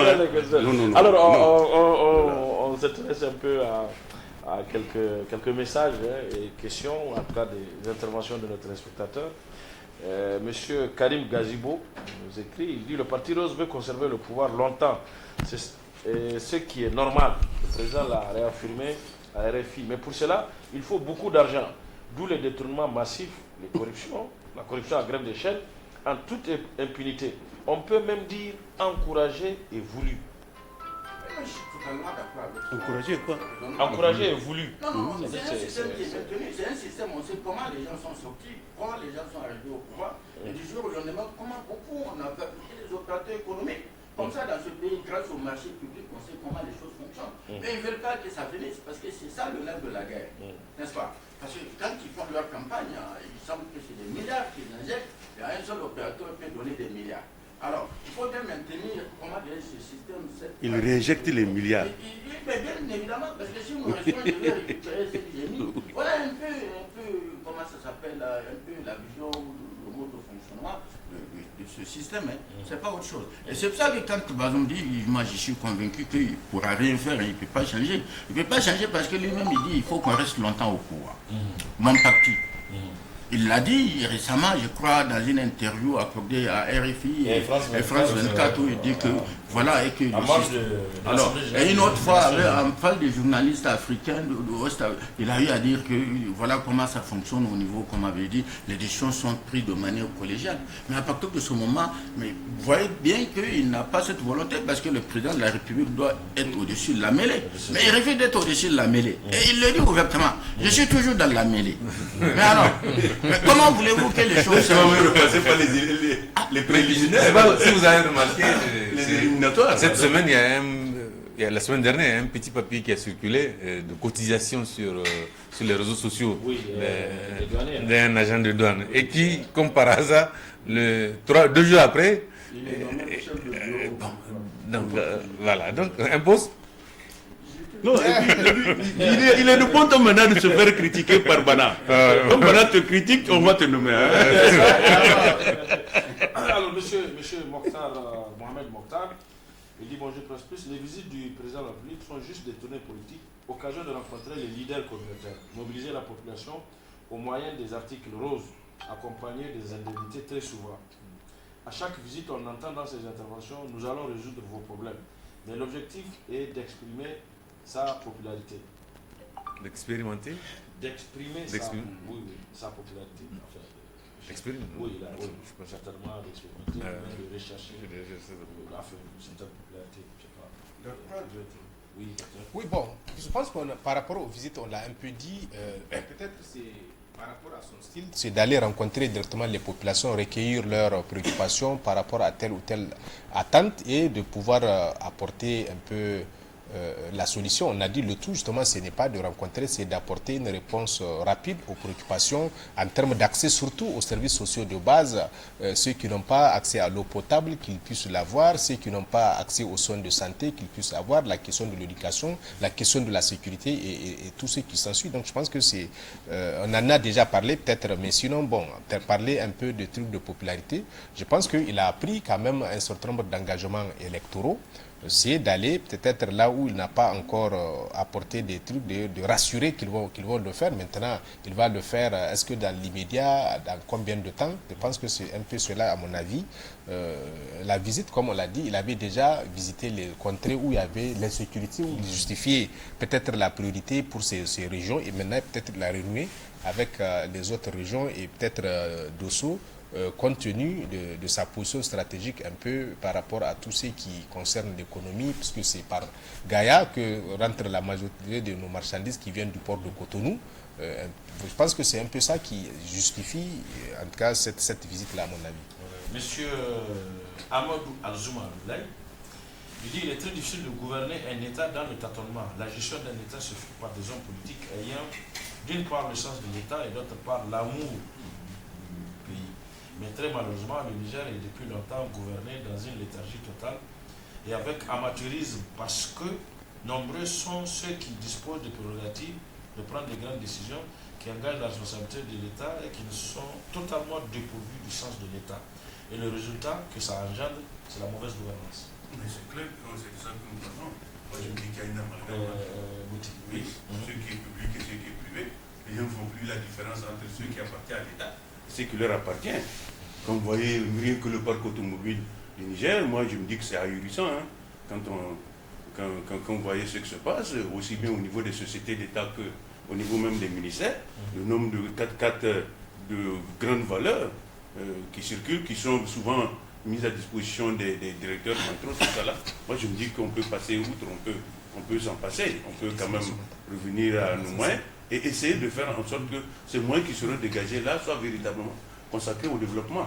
Mais pour le moment, je ne pense pas qu'on soit dans cette logique-là. Les gens sont plutôt dans une logique d'auto-satisfaction, non plus des besoins primaires, mais des besoins extra. De sorte que, finalement, je me dis que, quelque part, nous sommes encore très loin de la bonne gouvernance. Il faut que l'on revienne à l'orthodoxie. L'orthodoxie, pas... Oui, excusez-moi, je voulais, parce que lui, il a évoqué surtout cet aspect particulier dont vous avez parlé et que vous évoquez, c'est l'utilisation des véhicules de l'État administratif. Il dit, je vous félicite, c'est M. Dahajia. Il dit, je vous félicite pour avoir touché du doigt les abus de l'utilisation des véhicules de l'État dont nous sommes tous contribuables. Ailleurs, il faut avoir un ordre de mission pour circuler avec ces véhicules en dehors des ordres de service. Nous sommes même nargués dans la circulation avec les biens publics.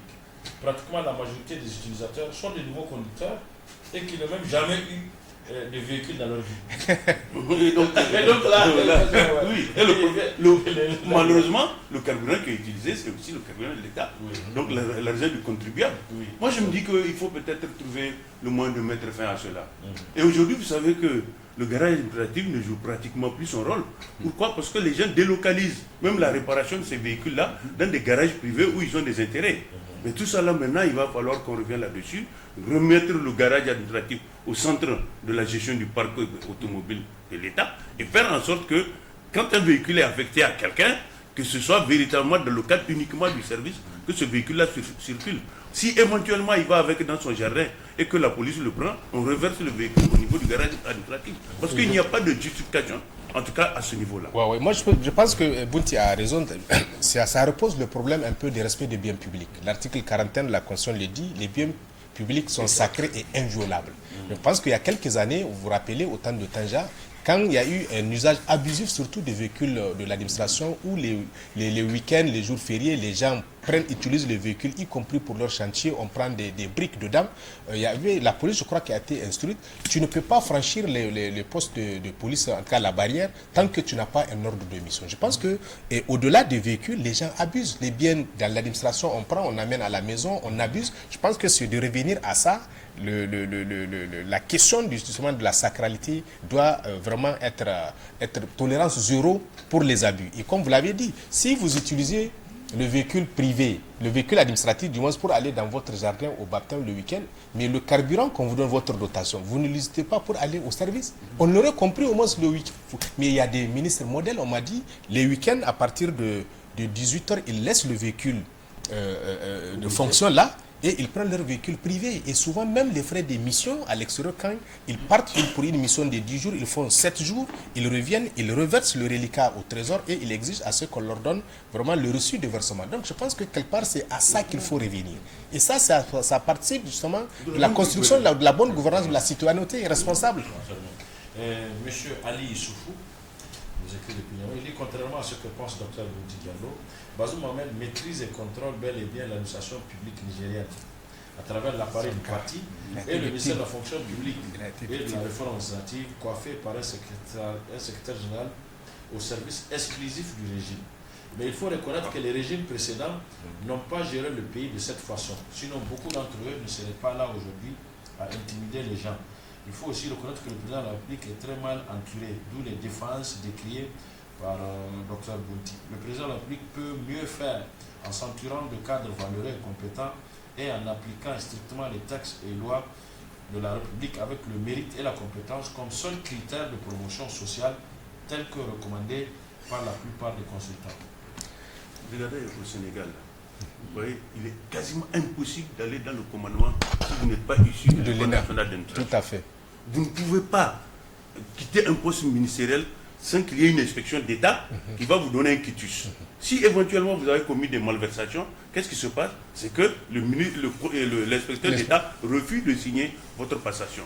Mais ici chez nous, là, c'est même une passation.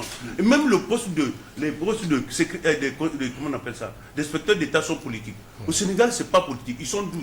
C'est une fois que l'un d'entre eux meurt, on fait passer un concours aux différents inspecteurs des finances qui sont intéressés. Et on choisit le meilleur. On le place. Mais ici, qu'est-ce qui se passe? N'importe qui aujourd'hui. On dit, avec un master en développement rural, il fait office de...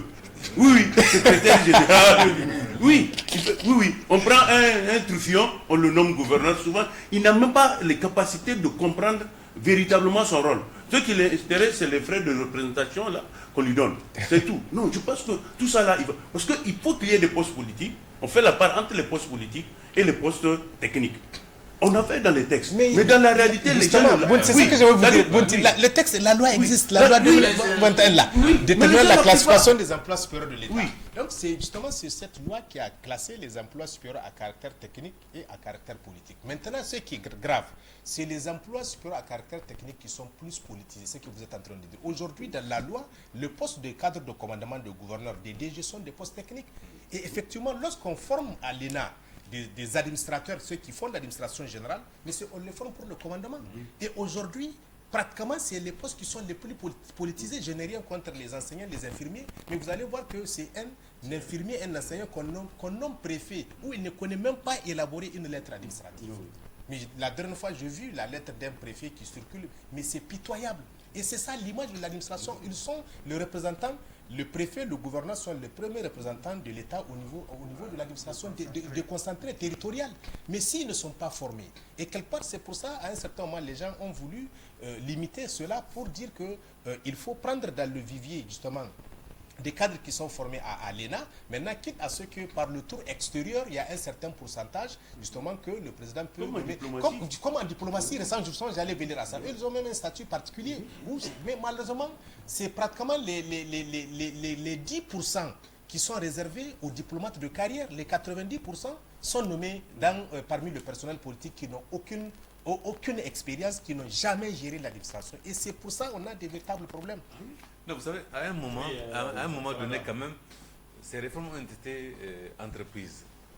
Il y a eu des missions qui sont parties au Burkina et au Mali, parce qu'au Burkina et au Mali, principalement, il y a une école, au-delà de l'administration générale, il y a une école qui forme carrément les gens pour le commandement. Et ils ont encore, c'est un statut particulier qu'ils ont, et ils ont même une tenue, si vous avez remarqué. Mais c'est revenu ici, c'est pratiquement toute la classe politique qui a combattu ça. Non, la loi est votée pour l'administration territoriale. J'arrive. La loi, je sais qu'elle est votée, mais l'applicabilité, quand il s'est agi de créer une section, cette section à l'ENA, c'est toute la classe politique qui s'est opposée carrément à ça. Mais en oubliant que quand même, il y a tous les Nigériens, que tu sois partisan ou simple Nigérien, quand même quelque part, tu as droit à être promu dans l'exercice d'une fonction quelconque. Nous on dit non, c'est des fonctions qui sont réservées pour les partis politiques. Gouverneur, préfet, ça, il faut forcément les partis politiques. Oh, c'est faux. Dans l'absolu, c'est faux. Non, je pense que pour l'ENA, actuellement, ça existe la section administration générale, et même il y a une formation des collectivités territoriales qui est leader. On forme, l'ENA continue à former. Le problème, c'est que, comme je l'ai dit, on ne nomme pas parmi ces cadres qui ont été formés pour le commandement. On prend des militants qui n'ont rien à voir, qui ne connaissent même pas ce qu'est l'administration. Je vous dis, il y a des gens qui ne savent même pas faire une lettre administrative. La rédaction administrative, on l'enseigne à l'ENA.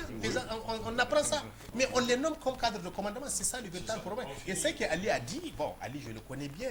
Malheureusement, c'est un fonctionnaire qui a été déflaté comme ça pendant tout ce temps.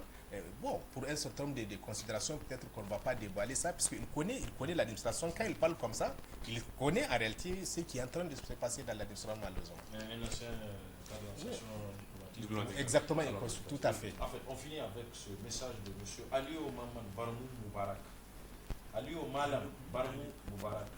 Il dit sincèrement, à mon humble avis, je pense que le président Bazoum est en train de faire fausse route en ce qui concerne la gouvernance de ce pays. Mais en fait, c'est ce qu'on est en train de dire tous ici.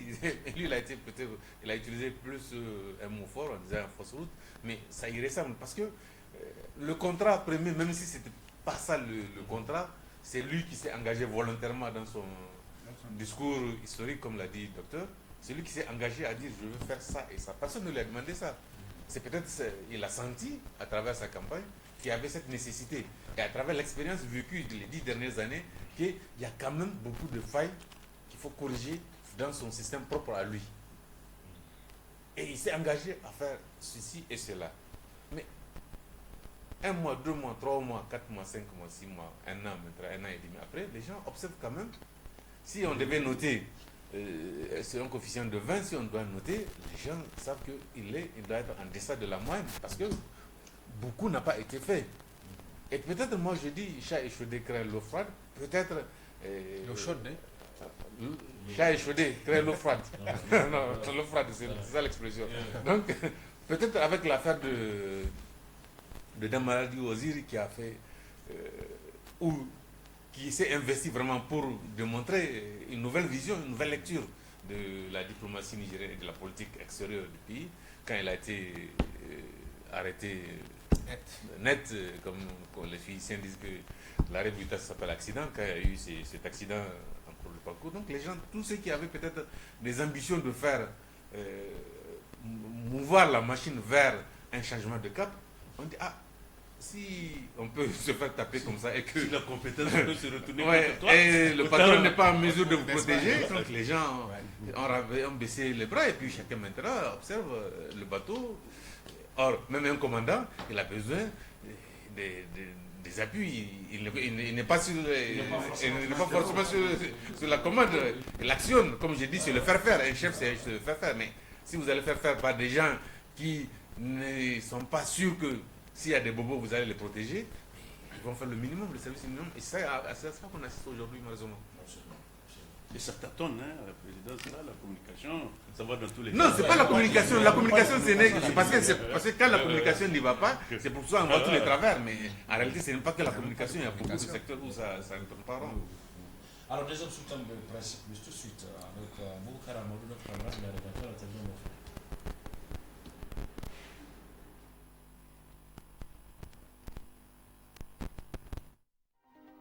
Sentiment anti-français, l'ambassadeur de France s'explique. C'est en milieu de cette semaine qui s'achève que le nouvel ambassadeur de France au Niger a reçu la presse à sa résidence pour leur parler de coopération et bien d'autres sujets. L'essentiel des discussions a tourné autour de l'aide au développement et à la présence de la France en Afrique, au Sahel et au Niger. M. Sylvain Isté s'est expliqué sur des sujets de l'ordre dont le sentiment anti-français. A-t-il convaincu? Son message est-il passé? À suivre tout de suite le débat. Alors, sentiment anti-français, l'ambassadeur de France s'explique, vous l'avez entendu dans ce sujet. L'ambassadeur de France au Niger s'est prêté aux questions de la presse cette semaine. Plusieurs sujets ont été abordés, tous dans le cadre de la coopération franco-nigérienne. La Nation, le journal La Nation a titré « Le nouvel ambassadeur de France au Niger sans tabou face à la presse ». Le nouvel ambassadeur de France au Niger sans tabou face à la presse. Et puis la roue de l'histoire, l'hebdomadaire La roue de l'histoire, titre « Le nouvel ambassadeur de France au Niger s'adresse aux Nigériens ». Le nouvel ambassadeur de France au Niger s'adresse aux Nigériens. Quant au Nouveau Républicain, le journal Le Nouveau Républicain a titré « Éclairer l'opinion publique relativement à la coopération franco-nigérienne ». Il s'agit d'éclairer l'opinion publique relativement à la coopération franco-nigérienne. Mais le fil conducteur donc, de cet entretien a été bien sûr la prévalence donc, du sentiment anti-français, non seulement au Niger, mais au Sahel, de façon générale dans les pays francophones ces dernières années, qui prennent de l'ampleur. Et le nouvel ambassadeur de France au Niger n'a pas éludé cette question. Il s'est tout à fait exprimé là-dessus à travers d'autres questions également posées par les journalistes présents. Le sentiment anti-français, et vous allez l'entendre, le nouvel ambassadeur de France a un peu relativisé la situation, a un peu fait évoluer la position de la France par rapport à ça. Il ne nie plus l'existence de ce sentiment et surtout il nie plus son ampleur. Il dit simplement peut-être qu'ils ont sous-estimé cette ampleur et que désormais ils vont en prendre compte.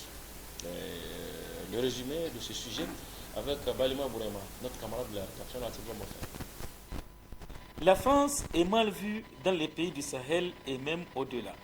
Ce sentiment minime au départ s'est répandu dans plusieurs pays africains depuis le coup d'État au Mali en mai 2020. Devant la presse hier mardi, Sylvain Ité Le nouvel ambassadeur de France au Niger l'a reconnu. Nous avons sous-estimé ce qu'on appelle le sentiment anti-français, qu'on pourrait appeler frustration, sentiment anti-français, ça veut tout dire et ça vous tire rien, mais enfin, sentiment de reproche vis-à-vis de la politique française, de la manière dont elle est perçue, et donc un sentiment dit anti-français. Alors on l'a sans doute mal évalué et on n'a pas suffisamment pris en compte cette réalité.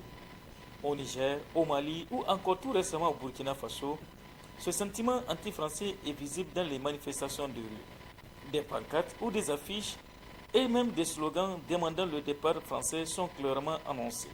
Pour l'ancien envoyé spécial pour la diplomatie en Afrique, au ministère français des Affaires étrangères, il faut recadrer ce sentiment anti-français. Il ne faudrait pas aujourd'hui que l'on tombe dans l'effet inverse, qui consisterait à considérer que de manière globale, l'ensemble de la population africaine est anti-française.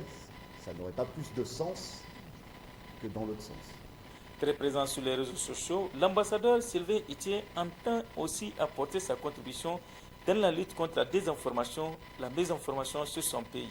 Les réseaux sociaux ne sont pas sans doute le meilleur baromètre de définition du sentiment d'une population dans son ensemble. Je m'engage à être le premier à aborder et à débattre sur tous les sujets qu'on voudra de manière plus précise et plus longue, pour que, de manière un peu plus construite, que ce soit avec la presse, avec les intellectuels ou avec les jeunes de foi, on pose les problèmes de manière claire. À 3 ans de sa retraite, le nouvel ambassadeur de France au Niger arrive dans notre pays à un moment où la France déploie sa force Barkhane au Niger. Plus de 5000 soldats français sont déjà installés dans notre pays venant du Mali. Je commence avec vous parce que vous y étiez. Il s'est expliqué sur différents sujets. Comment vous avez trouvé ces explications et quel était l'objectif en fait? Est-ce que c'était juste de parler à la presse ou bien c'est de faire d'aller au-delà? Non, Bagman l'a rappelé. Ça lui fait 1 an et demi qu'il était envoyé spécial pour le Sahel, justement dans le cadre de la diplomatie et de la bonne gouvernance. Moi, je l'ai rencontré en janvier-février dernier, quand il était venu, lors d'un déjeuner également, d'un petit déjeuner. C'est l'un des diplomates qui a au moins une claire conscience du problème que la France vit en Afrique. Au passage, lui-même, c'est un Africain intégré, parce qu'il est né au Mali. Donc, il connaît un peu la sensibilité du problème des Africains aujourd'hui face à la France, l'ancienne colonie. Donc, c'est pour ça un peu qu'il a été même propulsé à ce poste d'ambassadeur, parce qu'il a rappelé, il dit que ce n'était pas un poste facile. Beaucoup de gens lui ont conseillé d'autres postes, mais il a préféré choisir le Niger, pour beaucoup de raisons, parce que justement, ici, il a constaté que le sentiment est en train de monter, mais comme il a dit, sur du mensonge. Je l'ai rappelé, les faits, ce n'est pas véritablement sur du mensonge, il y a des faits qui corroborent quand même ce que les uns et les autres... vous avez vu qu'il a dit que les réseaux sociaux ne sont pas forcément un baromètre. Il est très présent sur les réseaux sociaux, c'est vrai, mais les réseaux sociaux, quoi qu'on dise, au moins ils donnent en instantané ce qui se passe à gauche et à droite. Donc l'ambition de la France aujourd'hui, en le faisant venir, c'est vraiment de changer le paradigme. Et il a rappelé, c'est pourquoi il a tenu à rencontrer, après juste les autorités, le président de la République, il a tenu à rencontrer la presse directement. Et il se propose de s'ouvrir même à la presse pour pouvoir faire vraiment, parce qu'il sent que la presse et les réseaux sociaux sont les véritables vecteurs aujourd'hui du relais du sentiment anti-français. Et c'est pour ça que sa première mission, anti-France-Afrique, ou anti-français, anti-autorité française, peut-être anti-pouvoir français. Ouais. Donc c'est un peu ça, une de ses missions. En tout cas, il a promis qu'il va y veiller. Et j'ai l'impression, parce qu'il était pugnace en février quand il était venu, c'était vraiment chaud et ça n'a pas changé. Il a une volonté réelle de donner les vrais chiffres, les vraies informations, parce que tout ce que les débats qui ont contourné, ils ont contourné autour de la force Barkhane. Il nous a rappelé ce qu'on savait déjà et ce qu'on ne savait pas, peut-être que beaucoup de gens ne savaient pas. Mais en tout cas, il est là pour corriger ce sentiment qui est en train de prendre corps. Parce que, quoi qu'on dise, aujourd'hui le Mali, c'est fini. Le Burkina, on ne sait pas, c'est en train de tâtonner. Ils ont l'œil. Ça tangue. 50-50. Donc, comme il dit, ils sont chassés. Il a l'œil sur ça. Donc, si par hasard le Niger aussi devait se déverser dans ce sentiment, la France, eh bien, elle n'aura plus son pied-à-terre au Sahel. Donc, voilà pourquoi il est réellement venu, lui. Je veux dire quelque part, c'est qu'il doit d'abord conseiller Bazoum qui dit que c'est marginal. Le sentiment. Effectivement, c'est. Parce qu'il reconnaît. Qu'on peut considérer, ça a un peu évolué. Ils disent que le sentiment est réel, et au contraire, ils l'ont même sous-estimé. Voilà. Alors, il y a quelques semaines, oui, le président de la République disait que moi, c'est un phénomène marginal. Quelques activistes sur les réseaux sociaux. C'est bon, pas que Bazoum, il y a aussi Massoudou qui de temps en temps, dans ces écarts-là, il pose le problème sous ce temps. Il faut reconnaître les faits. Quand ça se pose, il faut les reconnaître et puis essayer de voir comment on peut canaliser. Mais ne pas nier. Parce qu'il est venu en pompier, n'est-ce pas?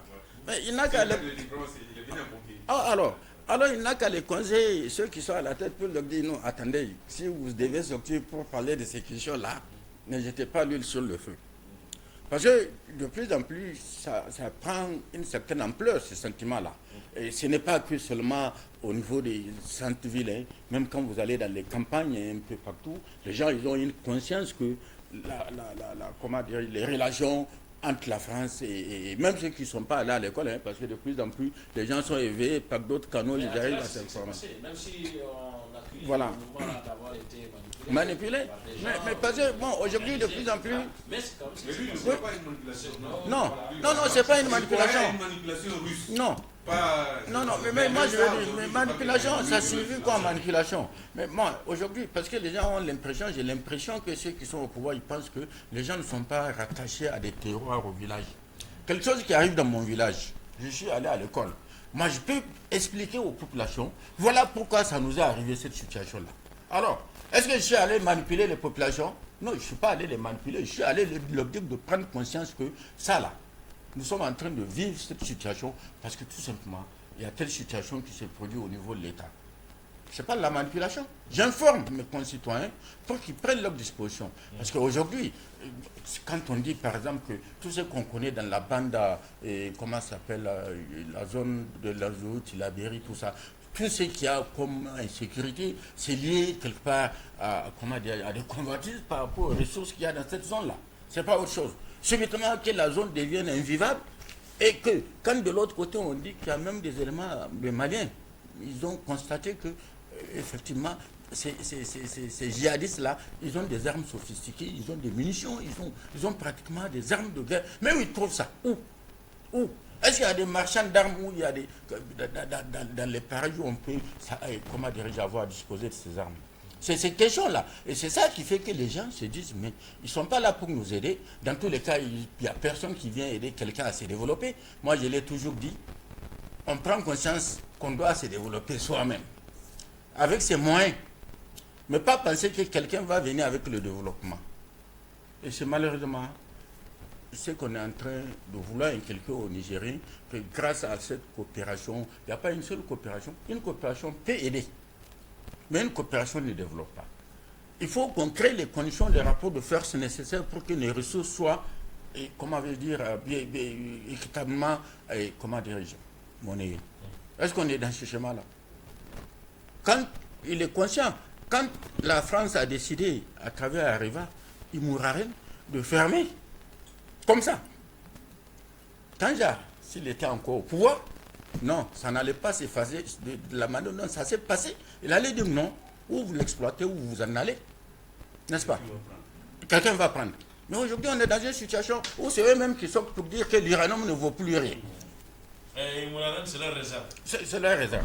Alors, mais quand il y a tout ça, tous ces éléments-là, comment les gens on peut faire comprendre aux gens que non, c'est de la manipulation. Pendant que les gens s'appauvrissent, eux, ils viennent, ils prennent les ressources, ils donnent des miettes à ceux qui dirigent, ils s'en vont, ils développent chez eux, ou ils continuent à entretenir leurs industries, pendant que nous continuons à plonger dans la vie. Alors, je propose de suivre quelques réactions. D'abord, Idrissa Maïga, Soumane Idrissa Maïga, directeur de publication du journal L'Enquêteur, donc journaliste, mais aussi éditorialiste, puisqu'il analyste politique. Il était à la conférence de presse du nouvel ambassadeur de France, mais aussi El Hadji Idi, acteur de la société civile. Ils sont au micro de Bonferré Télévision de Sidi Kaouda. Sentiments anti-français, il faut le rappeler, les sentiments anti-français trouvent sa source de la politique africaine de la France, la duplicité de la politique africaine de la France à l'égard des États sahéliens. Donc, si je pense qu'il faut conditionner la présence de l'armée française dans un pays au refus de rester de façon indéfinie au pouvoir, donc légitimement on peut se demander, mais les Français ils cherchent quoi au Tchad? Ou après la mort de Déby qui a régné pendant 30 ans sur ce pays, c'est son fils qui l'a succédé. Et on voit encore, tout récemment, après 18 mois, son fils a organisé un simulacre de dialogue national, pendant lequel il s'est encore adjugé 2 années supplémentaires. On n'a pas beaucoup entendu la France. Récemment, en Côte d'Ivoire, Alassane Ouattara a modifié la constitution pour se maintenir au pouvoir. On n'a pas beaucoup entendu la France. Comment il peut convaincre les gens? Il s'agit des citoyens qui ont développé une résilience par rapport à ces histoires de la France-là. Ils n'acceptent plus la France. Ce qui reste à la France, c'est de garder profil bas et de retourner réfléchir pour voir comment on peut construire des relations saines avec les peuples africains. Sinon, le reste là, la recherche de boucs émissaires, ça ne les amène nulle part.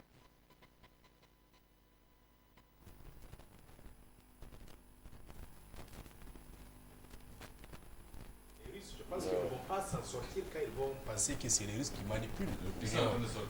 Oui, non, je pense que ça c'est une fausse route. Il faut reconnaître une chose. Peut-être sa mission de pompier, comme on l'a dit, il est venu pour reconstruire peut-être l'image de la diplomatie française au Sahel, mais il faut partir de la question de savoir qu'est-ce qui a exacerbé ce sentiment anti-France-Afrique, comme le dit Bouti, ou anti-français. C'est fondamentalement 2 choses. C'est la perpétuation de la politique néocoloniale au Sahel, où effectivement on a l'impression que la France est en train de surexploiter nos ressources naturelles et du sous-sol au moment où nous, les peuples du Sahel, nous applaudissons, nous nous paupérisons à la limite. Absolument. Ça, c'est le premier sentiment pour revenir à un peu le cas du Niger. Lorsque l'État du Niger a voulu justement la question du code minier, de la révélation du code minier en 2016, l'accord de partenariat stratégique, pendant pratiquement les 40 ans que la France exploitait l'uranium du Niger, ils n'avaient pas leur propre siège à eux. Il a fallu justement l'accord de partenariat stratégique de 2014, quand le Niger a voulu revenir sur la loi minière de 2016, où à l'occasion, dans les négociations, on a exigé le siège d'Orano qu'ils sont en train de construire. Mais comment comprendre ça? Ça, c'est un premier aspect. La deuxième chose, c'est la mauvaise gestion de la sécurité au Mali. On l'a dénoncé pendant pratiquement 7 ans, 8 ans, la duplicité de la position française avec tous les appareils, les drones à l'époque. Les Reaper même n'avaient même pas commencé à voler. Ils étaient là. À chaque fois, ils sont sur le terrain. On attaque nos positions militaires, que ce soit au Mali, au Niger ou au Sénégal. Au Niger, les gens partent et on ne comprenait pas. Et c'est ça qui a exacerbé ce sentiment. Et les gens, au début, les intellectuels, les gens ne s'intéressaient pas à ça. Mais de plus en plus, quand les gens ont compris, tantôt, on dit, bon, les Français ont fait ceci. Je me rappelle le cas de l'attaque, comment on appelle, l'Inates de Chinadegor ou des trucs comme ça. Les gens sont en train de dire, voilà ce qui est en train de se passer. Moi, je pense qu'il faut que les choses soient très claires. Soit ils sont nos amis, ils sont aux côtés du peuple sahélien pour combattre, justement, les terroristes, ou les gens pensent que c'est eux-mêmes qui les alimentent. Ou bien ils choisissent leur camp et puis vraiment comme il a dit, ils prennent leur clic et leur claque, peut-être se retirer totalement justement du Sahel pendant une bonne dizaine ou vingtaine de minutes. Comme je vois, ils sont en train de vouloir se réconcilier avec l'Algérie, puisqu'ils comprennent un peu la position de l'Algérie qui est incontournable dans le Sahel. C'est comme ça qu'il faut faire. Le nouvel ambassadeur là, il faut qu'il perçoit les choses de façon objective et qu'il comprenne le sentiment anti-français. Il est réel. Et peut-être maintenant le choix du Niger, c'est pas fortuit, puisque le Barkhane a été redéployé au Niger maintenant pour pouvoir suivre, faire en sorte qu'il y ait des résultats vraiment sur le terrain par rapport à la lutte contre l'insécurité, et que voilà la contribution de Barkhane justement à la lutte contre le terrorisme. Tant que c'est pas ça, je pense que la diplomatie française a atteint ses limites. En tout cas au Sahel, il faut un peu changer de doctrine dans l'approche justement pour que les populations puissent les accepter, mais aller pour dire que c'est les Russes, c'est les Chinois, ça là, ils vont s'embourber et ils ne vont pas s'en sortir. Absolument. La semaine, la classe politique béninoise a demandé à Talon de clarifier sa position par rapport à la présence française sur le sol béninois. Oui, ces Français sont là. Des gens les auraient vus transporter des terroristes dans la zone de la Tapua. Il a dit, les Français sont effectivement là avec les Américains et les Belges, mais c'est juste pour former les militaires béninois. C'est ce qui peut-être nous a manqué. En réalité, le problème fondamental, c'est que les problèmes au Sahel sont créés par la France. Et la France, au lieu de les régler, n'a fait que les accentuer. Si on n'avait pas détruit la Libye, on ne serait pas là. Elle est venue s'installer au Mali, qu'est-ce qu'elle a fait? Au lieu de contribuer à éradiquer le terrorisme n'a fait que prendre de l'ampleur, au point où on a assisté à 2 changements, 2 coups d'État au Mali en l'espace de 2 ans. Au Burkina, c'est pareil. Ils étaient là. La seule fois où ils sont intervenus de manière efficace, c'est lorsque il y a eu l'attaque à côté de Djibo, là. Comment s'appelle le village? Où l'aviation française a permis aux militaires burkinabés, en tout cas, de décimer une colonne de près de 100 terroristes. Sinon, le reste du temps, on attaque, l'aviation n'intervient pas. Et qu'est-ce qui se passe?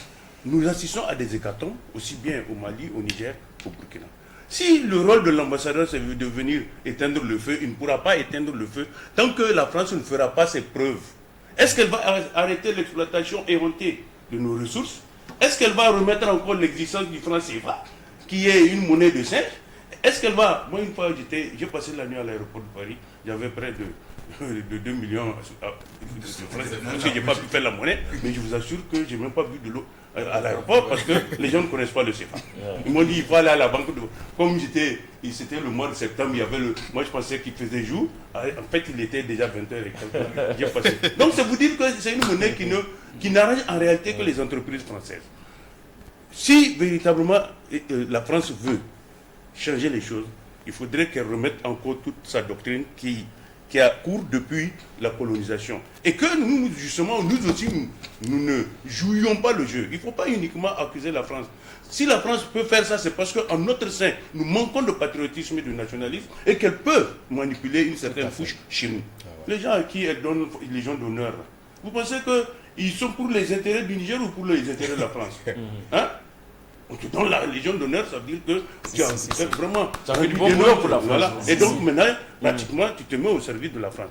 Je me dis que, en tout cas, tant que nous sommes dans ce schéma où la France peut se jouer de nous, il est quasiment impossible sans.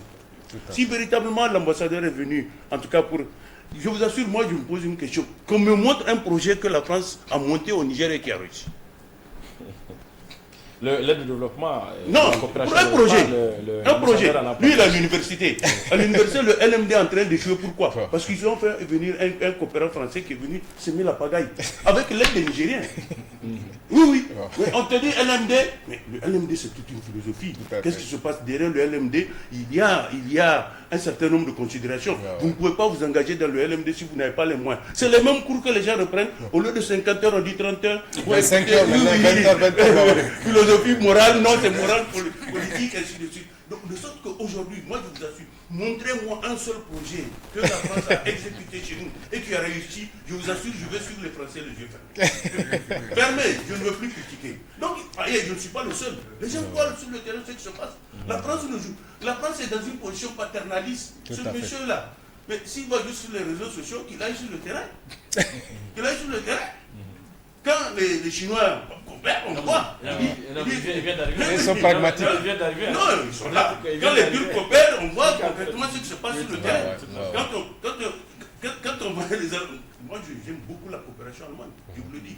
Quand les Allemands décident de coopérer, ça donne des résultats. Tout à fait. Regardez, Ils sont pragmatiques, quoi. Oui, dans la région de Tawa, ils ont installé une caserne, ils ont équipé les gens. Aujourd'hui, il est quasiment impossible de franchir cette... Ils ont construit beaucoup de commissariats. Mais les Français, qu'est-ce qu'ils disent? Non, nous-mêmes, notre matériel coûte cher. Donc on va vous donner des occasions. Ça, c'est ça. Je finis. On est à la bourre. Non, je peux intervenir. Oui, mais si tu as la Légion d'honneur, tu nous dis. Si tu as la Légion d'honneur, moi je continue à toi. Je vous lis ce message de M. Kaïdé Jibo Aboubakar. Il dit, bon, je presse plus. Concernant le sentiment anti-français, je dirais pour ma part que la France est aussi impopulaire en Afrique que les régimes corrompus qu'elle soutient. On aime bien la France des coopérants qui nous ont enseignés au collège et au lycée. Mais la France des grandes entreprises de travaux qui ont donné du travail et de l'entreprise aux ouvriers africains. On suit le championnat de France de football et pour ma part, mon club de cœur, c'est l'Olympique de Marseille. Mais comme on dit chez nous, pour celui qui suit un sorcier, il va forcément manger de la viande crue. C'est vraiment nous manquer de respect que de penser qu'on pourrait être manipulé par quelqu'un d'autre. Tout à fait. Comme ils l'ont dit tous ici, le véritable problème aujourd'hui, c'est que forcément ça va changer. Pourquoi? Parce que avant, ils ont soutenu des régimes qui les garantissaient beaucoup de choses en Afrique. Au Mali, il y avait des cas qui les garantissaient tout, au Burkina avait Blaise, mais ils ont compris que soutenir quelqu'un qui ne te garantit rien, ça ne sert à rien. La France n'a pas d'amis, elle n'a que des intérêts. Et aujourd'hui, ils savent que leurs intérêts sont véritablement en jeu. Et le Niger, c'est le dernier bastion, c'est le dernier carré qu'il faille coûte que coûte préserver. Il faut qu'il coûte que coûte préserver. Il a expliqué qu'aujourd'hui au Niger, quand parlant de cette histoire de sécurité, puisque quelqu'un a parlé de forces d'occupation, justement, il a dit non, la France, en tout cas pour ce qui est du cas précis au Niger et pour ce qu'il sait maintenant, ce n'est pas une force d'occupation parce que c'est la première fois où c'est même l'armée française est sous commandement nigérien. Il a donné l'exemple de l'opération qui est il dit que c'est un Nigérien qui commande les forces françaises. Donc, c'est dire qu'à leur niveau, ils ont... Mais ça, sur le côté économique, c'est sûr que ça ne va pas évoluer tout de suite. Tant qu'ils ne se sentiront pas réellement en danger, ça ne va pas évoluer. Parce que l'économie, même si ici, il a dit qu'en réalité, les entreprises, ils cherchent de l'argent. Elles cherchent de l'argent plutôt. La France a beau dire vous restez, mais s'il n'y a pas l'argent, elles ne vont pas rester. Total est en train de partir, et elle est partie même parce qu'il n'y a pas grand-chose à gagner. On l'a dit, mais qu'est-ce qui fait qu'il n'y a pas grand-chose à gagner? Si c'est aujourd'hui, après plus de 60 ans d'exploitation, vous avez sucé, c'est pourquoi? Il dit non, honnêtement, ça, il n'y a plus rien à gagner. Ils ont déprimé. Donc c'est véritablement le problème, ça. Aujourd'hui, je pense que la France a compris elle-même qu'elle n'a pas intérêt à suivre aveuglement. Non, elle a compris, parce que non. Non, honnêtement, parce qu'il a été très clair. Moi, je l'ai dit ça après la réunion. J'ai dit, mais je vous ai senti beaucoup évoluer par rapport à février. Parce qu'en février, il était remonté, c'est la Russie. Mais là, il a compris que ce n'est plus... Oui. Non, et puis non. À la vérité, il faut reconnaître que la France, quand même, c'est le premier bailleur bilatéral du Niger. C'est parce que nous, on n'a pas, honnêtement, et ils ont expliqué au niveau de l'AFD. Non, attends, je finis. Quand vous voyez la masse financière qui est là, mais qu'on n'arrive pas, on n'a pas une ingénierie de concevoir comment consommer cet argent. C'est extraordinaire. On n'arrive pas. Exactement, oui, qu'on a parlé. Donc, c'est pas forcément parfois la France qui est en tort. Nous-mêmes, nous sommes en tort. C'est ça le véritable problème aussi. Alors, on finit avec ce message de M. Alzouma Maïga Alzouma. Nigérien tout court. Il dit bonjour mes frères, c'est déjà un bon départ que l'ambassadeur opte pour une démarche humble en conviant la presse à une conférence de presse. La diplomatie de l'arrogance, frélaté, condescendante a contribué en partie à amplifier le sentiment anti-politique française. Mais il faut plus qu'une conférence de presse pour conquérir le cœur des Sahéliens. Absolument. Ça, je pense qu'il a parfois agi. Le fait qu'ils reconnaissent qu'effectivement, ils ont perdu leur crédibilité pour cette politique paternaliste, en tout cas, ou d'exploitation de nos ressources. En retour, il n'y a rien. Et mieux, aujourd'hui, comme j'ai l'habitude de le dire, on est amis au gouvernement, au peuple la nuit, et le jour, la nuit, on est amis aux terroristes, ça ne peut pas marcher. Cette politique d'hypocrisie de 2 poids 2 mesures, il faut qu'elle arrête. Ils sont avec nous, ils s'affichent avec nous, et c'est une bonne chose, l'information que tu donnes, Tradam. Si aujourd'hui les Français qui vont nous appuyer nos forces sont sous commandement, en tout cas de nos propres hommes, nos militaires qui n'ont pas aucun problème, ils ont fait la preuve, ils ont seulement des moyens, je pense que c'est une très bonne chose. Et maintenant, de l'autre côté aussi, du point de vue un peu vraiment sur le plan économique, là également, il faut qu'ils disent qu'il faut qu'il y ait une coopération gagnant-gagnant. Comme les Français, comme les Chinois qui sont pragmatiques, comme les Turcs, dont il a dit, ils sont pragmatiques. Maintenant, si eux continuent à nous surexploiter, depuis les 40 ans, les trucs d'indépendance, ça continue, ça ne peut pas marcher. Moi, je me dis que peut-être sur certains points, sincèrement, nous-mêmes, nous manquons de vision. On vient de prendre l'uranium alors qu'on ne le transforme même pas, ne serait-ce qu'à un seul degré. Moi, je me dis qu'il faut arrêter. Et puis, en plus, c'est qu'il faudrait que nous-mêmes, nous mettions dans la position de pouvoir coopérer avec qui nous voulons. Aujourd'hui, dans le cadre de la lutte antiterroriste, moi, je sais que même les drones turcs sont dépassés. Les drones qui font leur preuve aujourd'hui en Ukraine, c'est les drones iraniens. Et les hors-bord. Ces hors-bord-là sont au départ de conception ou de fabrication allemande que les Iraniens ont pu adapter. Nous sommes membres de la coopération islamique OCI, je le sais. Mais pourquoi ne pas aller vers l'Iran? Surtout que c'est des drones qui coûtent moins cher. Les drones kamikazes là, c'est un seul train. Il ne revient pas. C'est-à-dire la cible est repérée, on bourre le drone d'explosifs et puis il explose là, et puis il n'y a pas un seul survivant. Donc moi je me dis que tant que nous-mêmes nous mettons dans cette position de soumission aveugle à des gens qui, dans tous les cas, ne nous veulent pas du bien, mais ils ne veulent pas que du bien. Non, ils ne nous veulent même pas du bien. Mais il est clair que dans ces conditions-là, ça ne peut pas évoluer.